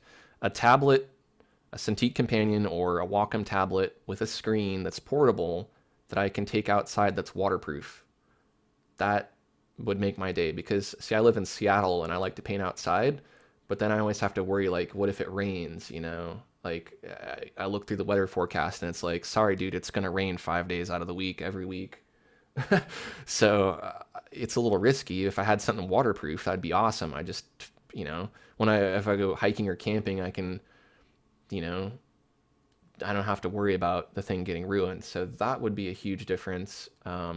If they could improve the battery life on it too, because see, I envision myself at some point making enough money off of what I do, or getting enough donations from people to make videos to where I can travel and I can just go out, like Man versus Wild style, go out in the wilderness by myself for a week or something and just paint all kinds of stuff, travel around and paint, go around the world, go around the United States and just do painting. And so obviously I wouldn't have electricity in some of those situations. So if I had a tablet that was weatherproof and had a nice long battery, or a way to recharge it easily, that would be awesome, because that's kind of what I see my future being. Lucas says, thanks for the answers and thanks for the nice evening. You're welcome, Lucas. Lawrence says, thanks for the offer to trade, but he's not giving me the Wacom. Damn you, Lawrence. Come on. Fuzzy Penguin says, have you ever painted in water? I'm not sure. Have I ever painted in water? I'll have to look that up, because I'm not sure. Like, I don't know if that's like ink that floats on water, or wax, or water as a medium. I'm not sure. I'll definitely look that up though. But no, I have not done that. But that sounds fun. But really, mostly what I'm into is digital, because there's so many people out there that are really good at acrylic painting and really good at watercolor and really good at charcoal drawing. I don't want to compete with those people. I want something that's more or less kind of new. Like digital painting's been around for a while, probably since the 80s or so. I watched something interesting about Andy Warhol doing some digital paintings on, it was probably like an Apple II or something. So he was one of the first people to do digital painting, and there's, probably some people that came before him. Digital art could go back to like the invention of the computer, you could say, in some ways. So it's relatively new, but it's definitely not really mainstream. So like I was saying earlier, it's better to get in on something while it's new, and then be grandfathered in when it finally becomes popular. And that's kind of how I look at it. Like, I could be a really good acrylic painter if I wanted to, because acrylic is fun, but it's hard to sell acrylic paintings. It's hard to sell fine art, It just is. It's so much easier to make digital art, put it up for free, put in very little effort to sell it, and people eat that stuff up, if you find the right audience. So that's kind of what I'm sticking to. Lawrence says approach Wacom and tell him you want to do a series with traveling with the Cintiq. I've done that actually on several occasions. That's part of the reason why I have a Cintiq companion. And I do have a series where I paint outdoors with that. For them to give me the Cintiq Companion 2, I think I'm going to have to bug them a little bit more, because I've already put that out there to several people, in fact. And I haven't gotten any bites. But, they're not just going to give away everything to everybody who asks for it, because they wouldn't make any money. But, if they're going to give a tablet to someone, it wouldn't hurt them to give it to me, because I'd be showing it off in every single video. So we'll see how that works out. And yes, the audience would like to see that too. So, if anybody from Wacom is watching, hook me up with a companion too, and I will definitely make tons and tons and tons of videos praising it. Because, honestly, like, I don't want to come off as somebody who's just trying to promote Corel Painter because Corel Painter promotes me. I'm not trying to come off as someone who promotes Wacom because, they send me stuff to review. These are tools that I grew to love before I had any association with these companies. These companies saw that in me and went, hey, this guy's passionate about what he's doing. He's going to do it for free. He's trying to help people. Let's hook him up. It's not the other way around. It's not like they're paying me to say nice things. I don't get paid directly by Wacom or by Corel to promote their work. I do that because it's what I feel are the best possible tools for being a digital painter. I'm